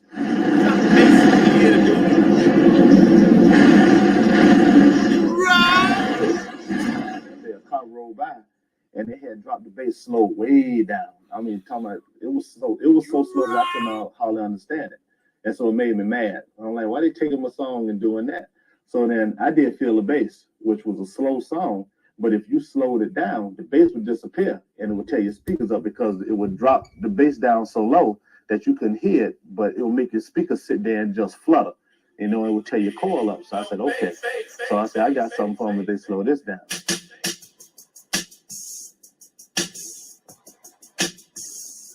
Every record he put out practically went platinum with no radio play. Mike has 5 gold records and 1 platinum record, but all those sales strictly from his own independent label.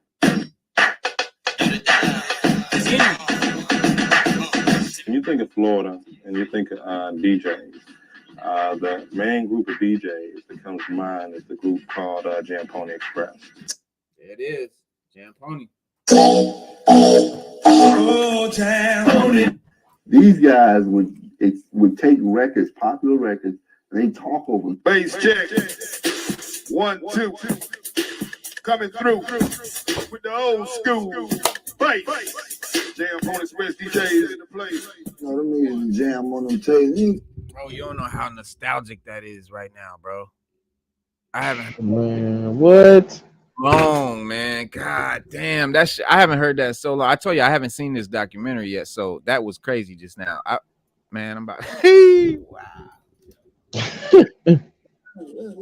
You know, that's kind of the way I flow. You know, I flow like them niggas. Meantime, and it's that underground radio that created the outlet for these underground artists to blow up. You know, a lot of music is broke right at the underground station. The mainstream get paid so many dollars from the record company. So they feel like we cutting in. We back those little Joe. You know what I'm saying? We back those little Joe in them. The people off in the communities, man, they ain't listening to commercial stations. You know, not the folks off in the hood.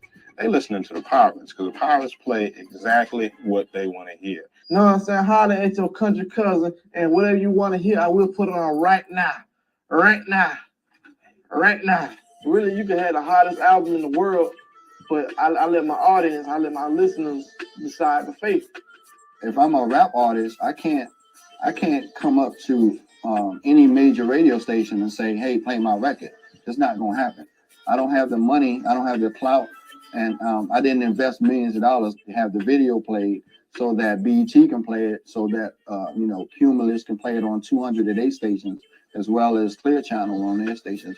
It's a big corporate structure. It's not what the people want. It's who behind the doors at the round tables, who deciding what's. I know her too. That's Kaya. Gonna play and who's gonna play what, because if it was what the people wanted, it would be a lot more videos out. It would be a lot more videos on. A lot of people could be selling more records and making more money. If you want for underground, half of the bitches that got hot shit you would have never heard. You know what I mean? Hey, y'all gotta appreciate underground stations too, man, because it's hard, man. It's hard. You gotta see how dog is here working. I know how it is. I'm gonna get me on underground stage. I can say what I want to say. We're forced into the grind. So since we're forced into the grind, that just makes our hustle that much stronger. Y'all know, man. We like to bend corners slow. Look fresh and clean, went walk through the door. I mean up, but don't hate, keep your mouth shut for sure. We real folk don't play games, and that you must know. I'm country living on the porch, just sipping, tripping, car games and money flipping, sitting back with the AC kicking, always giving on some women. But it's hard cause y'all boys to the dissing, but it's hard cause y'all boys to the tricking. Insecure cause I'm talking to your girl. Homeboy, I get the trick, take the trick, flip the trick, and then trick the trick. So you can lit the click. Collard green when I come and they catch the fist. Man, them boys on buzz, we keeps it lit. When the top flip flops, all types of shit. Man, what you know about liver putting the grits? Real quick, get hit on the jacket sip. Talk slick, boy, slip, crime, Vic, on the dip. You know, sex is everything right now. Sex, music, and drugs. When they go in the club or when they come down here, they like it. They like when they see the girls shaking their behind all, you know what I'm saying? Yeah, we proud of dancing. People like to dance here. I mean, we really get into dancing. The ladies really get into shaking it. The fellas really get into throwing a little something. It's bodies and bodies on top of each other. You surprised somebody and get pregnant. A girl that you may see in a working suit, you know, and a nice business suit, you may see her up in the club with some, you know, a it skirt on. She escaping, and that's what I love. The hoes dancing with everybody. They just jumping up. They hear a good song that's bumping. They don't give a fuck if you wearing goddamn Gators or a goddamn white t-shirt or Air Force One. You next to them, they just gonna let it loose. That's big ball. That's what I call ball, because I love the hoes. I do.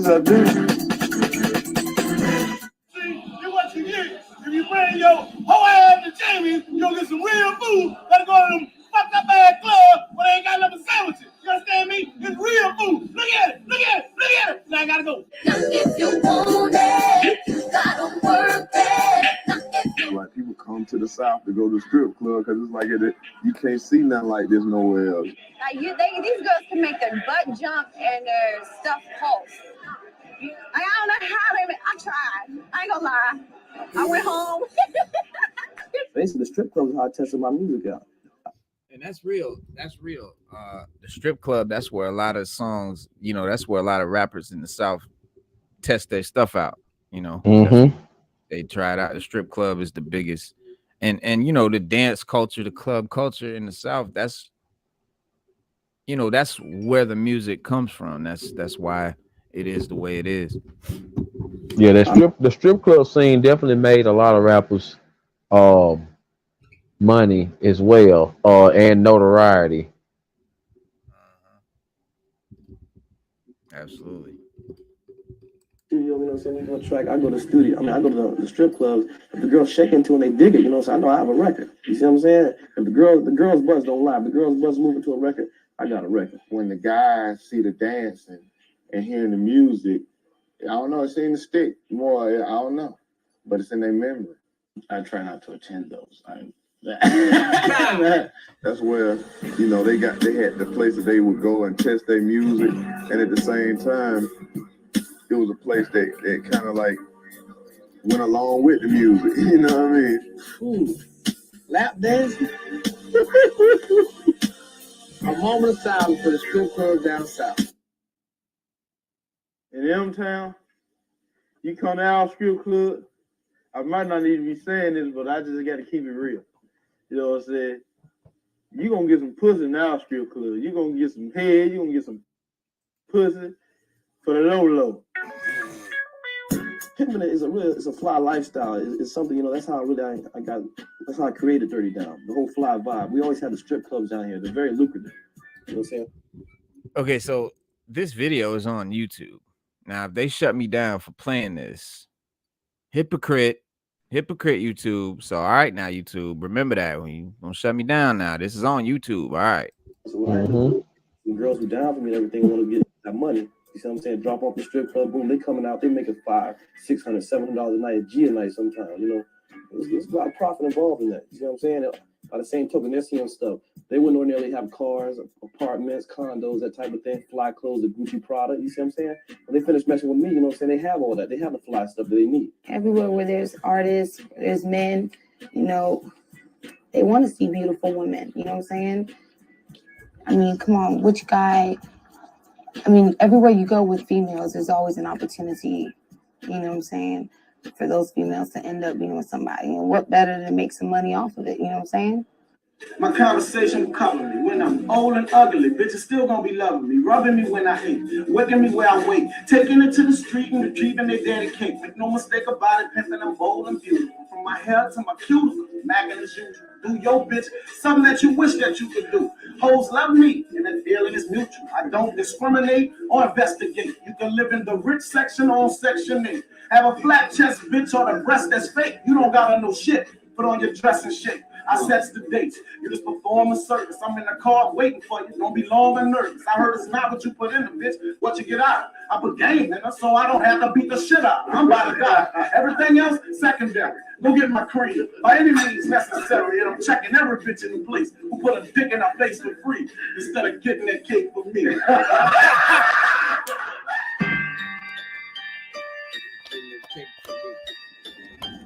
Young Town.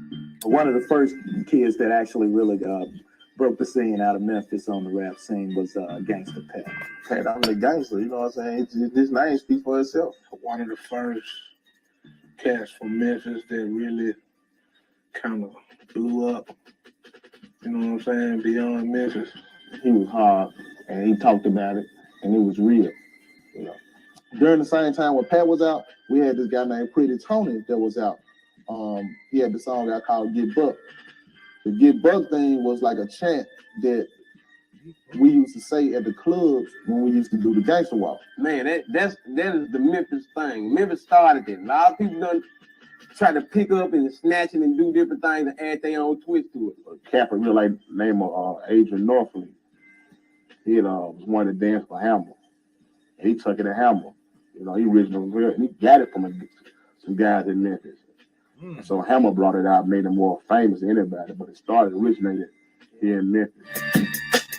That's something I did not know. Initially, this was called the buck jump. This would have been occurring around 89, buck jumping, 90. And at least in Memphis, you know, the tendency was to do this dance and people yelled the words "get buck." Get buck, get buck. And eventually, you know, Memphis came to call the dance the gangster walk. And it can get wild. When it's time to get wild, you know, you got this something like a mosh pit. Man, everybody, man, in the club, just bucking behind each other, you know what I'm saying? Just behind each other, just buck in the club. Ain't nobody dancing. The slower the song is, the harder they can gangster walk to it. Half the club of people on the dance floor, throwing bowls, jumping around, swinging, singing to the music, and one form all at one time. But it basically was a large circular kind of line dance in which the whole club basically would do this dance and rotate around the club clockwise or counterclockwise. J-Dog gangster walk. And that's back that you saw the time signature. That was 91. 91, man. 91. Yes. Show you how times have changed. Okay. Of course, you always had some fool that wanted to go the opposite direction from the rest of the club, and this is how elbows were thrown and fights would break out. Niggas used to start fights off that shit because a nigga purposely go up to a nigga that ain't like him. You know what I'm saying? Bomb or some shit, you know what I'm saying? Before you know it, there's a fight that broke out. Because a nigga gangster walking, you know what I'm saying? Setting up for niggas to, you know what I'm saying? They purposely know. You know what though? This was also kind of right around the time that Onyx did that song, you know, slam and you know, slam dancing and moshing and all of that, and then they did that song. They did the joint with Anthrax and all of that. Now see, now it's crazy because I seen like Onyx, like when Onyx was doing it, like as far as like us around this way, like you know what I'm saying, it was just more about seeing them act, you know, just acting. Like they was just jumping and acting. Yeah. And then we started seeing the slam dancing, like from the alternative music. But when they was doing it, like we was around some of the real crowds. Some of them real crowds was like next door, and we would see them slam dance for real. I'm like, man, y'all ain't slam, y'all just fighting. You know what I'm saying?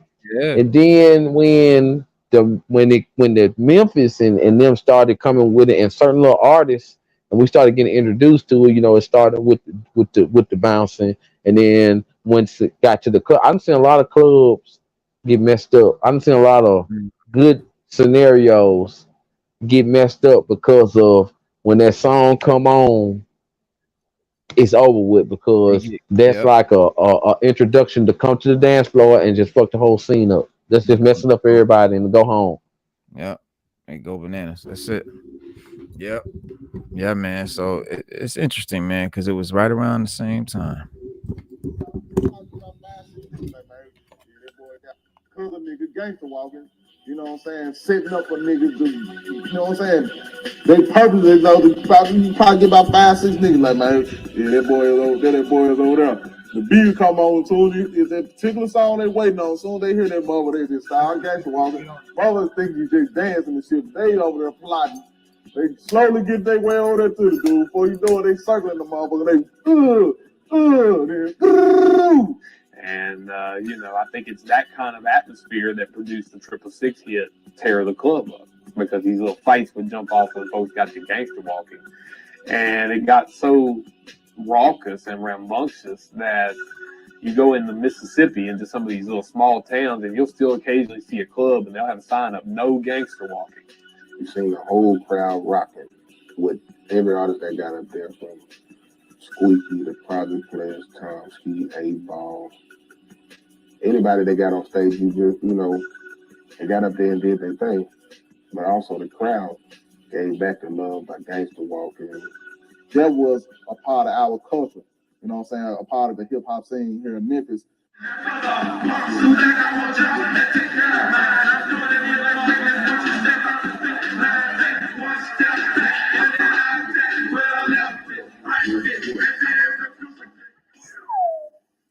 Ball and G.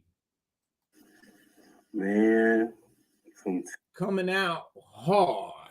Tennessee. When them boys come down here, man, 8-Ball and MJG raised hell. The pimps, man, they was the pimps, man. Ball and MJG, they always represent that pimp style, you know what I'm saying? The first artist out of Memphis from anywhere down to sell 250,000 right here. Right here, man. Before they went nationwide. Before the world heard them. Right here in the M-Town, dog. 250,000. It ain't an artist did it yet, dog. We was just doing our thing. And what came natural, and we wasn't looking at it like we was, you know, blazing a trail or nothing like that. You know what I'm saying? Me, myself, I'm going to keep it real. 8-Ball MJG really broke it. They the one cracked this motherfucker head. You know what I'm saying? Then you got 3-6 Mafia. You know what I'm saying? 3-6 are straight up Memphis. They're straight up Memphis. We like some street niggas out here with some street sounds, and you know what I'm saying? We trying to make your trunk bump. You know what I'm saying? That's our whole thing going. You know, if you ain't from here, I know you think it's country, but we keeping the gangsters down here.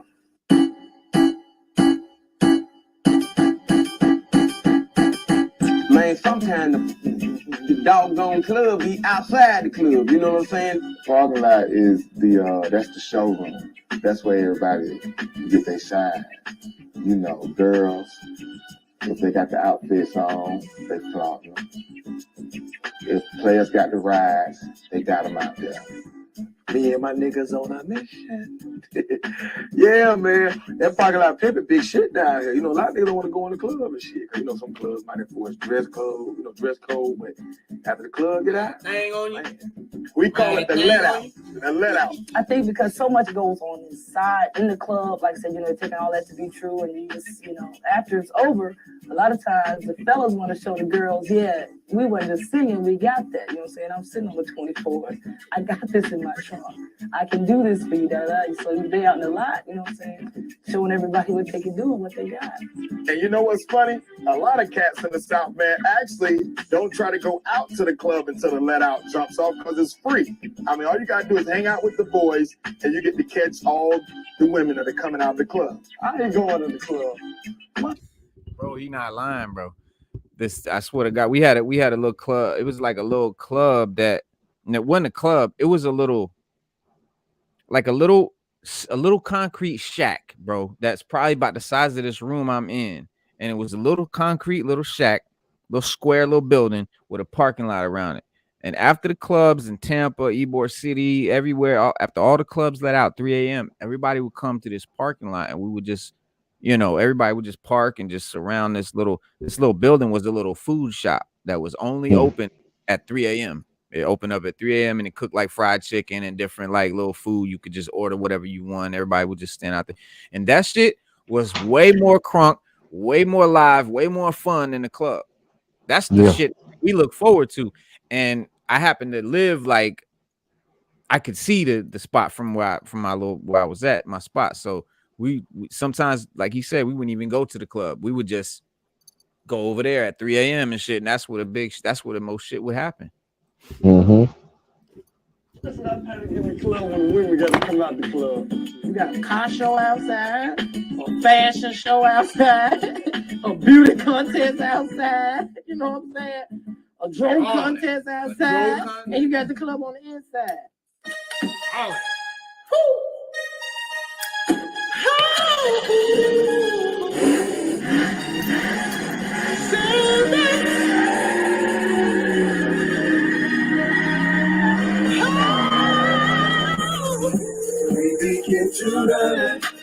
We like the cars with all the speakers. You know what I'm saying? We get an old car and put the same amount of money in it that somebody going to buy something fresh off the lot. But it'll be an old car, but it's worth all that. Adornment is this thing where I take what I have and I make it even better by embellishing it with jewelry and chrome. Cars are an extension of ourselves in this culture.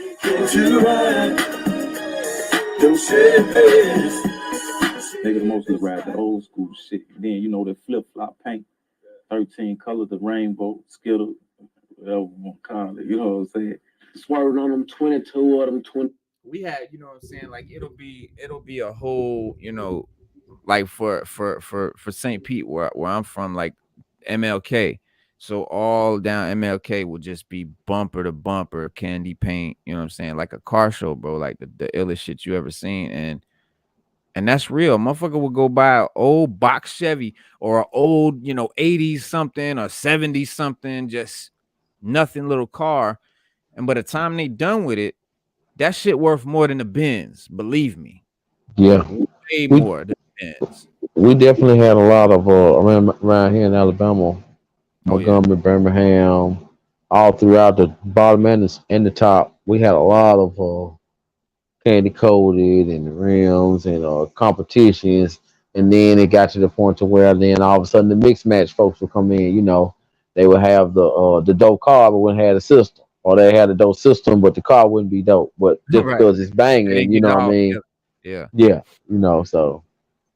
Yeah, but yeah, I mean, when you combine the custom, like when you combine y'all, if you don't know, like they'll customize the whole interior to the point where it's a whole new dashboard that's created, a new door panels, everything's created. So it's they'll mold it, and it'll be a big molding where everything inside just be this beautiful molding, and it's all connected, man. And the guts be like Louis Vuitton and shit. Like it's crazy, man. And when I say every bit as expensive as a Beamer or a Benz, a Maybach, bro. Some of these $100,000 cars, man. And don't forget the TVs and the chandeliers and the and all that. You see Pimp My Ride? Yeah, that Pimp My Ride shit is real. Yeah, that shit. Yep. Yeah, man. So it's money in the South, bro. The 3, you know what I'm saying? Or 24. Everybody got TVs in their car, in the headrest. You might got a TV in your gas pump thing. When they open up, you got a TV right there in your door or something. You know what I'm saying? Everybody just be crazy, man. Different styles and stuff. Cars be iced out, bugged out, judoed out, 32'd out. It's totally different. We definitely balling to the highs of boss-tivity. You know what I mean? We like old school. We like old schools. We like luxury cars, but old schools, they can take pride in that shit there. Everybody they have to have they hood cars, what I call it. They hood car. You have your luxury car that you pull up, you Benz, You know what I'm saying? BMW, but then you have to have that hood car to represent where you came from. So it's like you would never forget. The people that keeps it absolutely real is the people that go to their uncle and get that old ass Nissan Sentra that been in their backyard for damn near 2 years, and you need everything in the world done to it, but you really don't have the money to do it all, so you just get it up and running. But you will find a way to put a damn system in there, and that whole goddamn car sound like goddamn it gets go goddamn just go and bust in the orbit or something. Got it rattling. The damn license plate around. He got more music. He can't hear shit.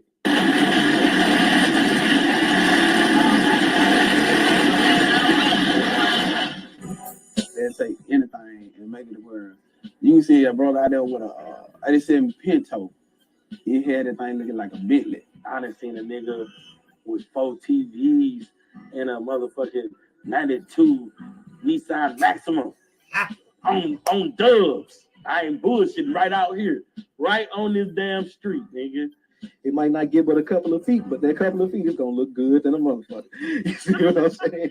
And shit to go up in the hood and see a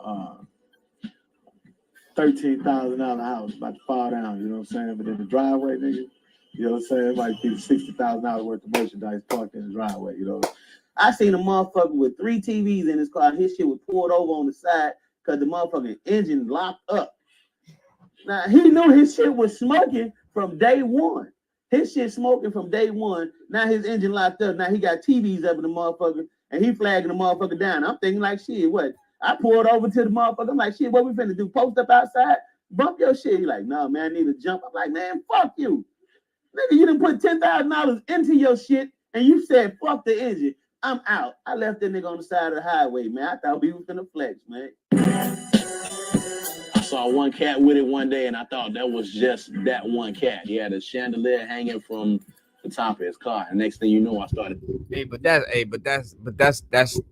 That's you know, he's slacking, bro. Because when people are really doing it right, bro, they make that engine right first. That engine pipe running. Yeah, bro. A real motherfucker gonna get the engine right. Everything gonna be right on that bitch. I'm talking about the damn exhaust pipe gonna be chromed out when you open the hood. The engine gonna be chromed. Yeah. Straight up, and that was a common thing throughout the South, and it lasted for a long time. And it ain't going on too much right now, but there was that era where it went from working, looking good to putting on the front. Like, yeah, you know what I'm saying, driving to as far as you can drive. Some people even go to extent is just put $5 worth of gas in their car and just ride till they ain't got no more left. You know what I'm saying? And it's like, why do that? You know what I mean? I had a couple cousins used to do this shit. This shit crazy. Yeah. Hey, I meant to ask you, remember I told you I had a time limit. Yeah. Time limit. I don't want to go too much farther and have to deal. Right. We creeping up on that 2 hour mark right now. So what we gonna do, y'all, is we're gonna do a part 2 episode, right? Yeah. All right. So we're gonna do a part 2, Dirty South part 2, because this was mad fun, and we're gonna do we're gonna finish the movie, we're gonna chop it up, finish all of that. We got some more stuff to talk about, so we're gonna definitely do a part 2. I don't know when though. I wish I could say when we're gonna do it.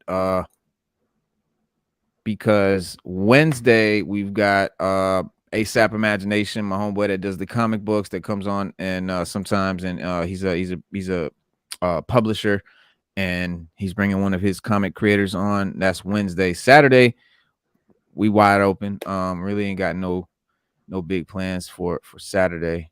Monday, I think, Saturday, because I was thinking the Takeoff video of Takeoff, and we wanted to talk about Takeoff's murder and sort of break that video down, and my homeboy Dex want to come on and do that with us, so maybe we can do that on that time or something, but we'll figure it out. So I'll let everybody know Wednesday if you guys if you're interested. So by Wednesday I'll let you know when we're gonna do it. Yeah, man, that was fun, man. I appreciate you, man, doing this with me, man. This was cool.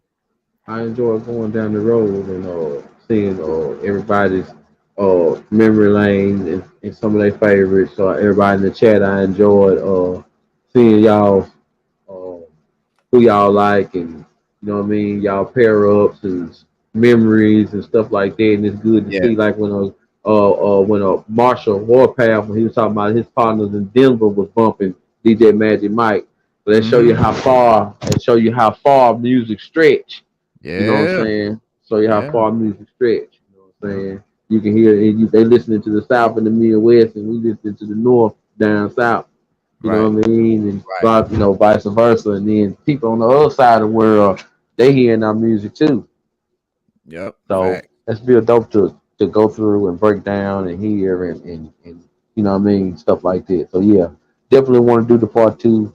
Like I said, I know you got shows coming. So if you want to, we can do it the week after next. You know what I'm saying?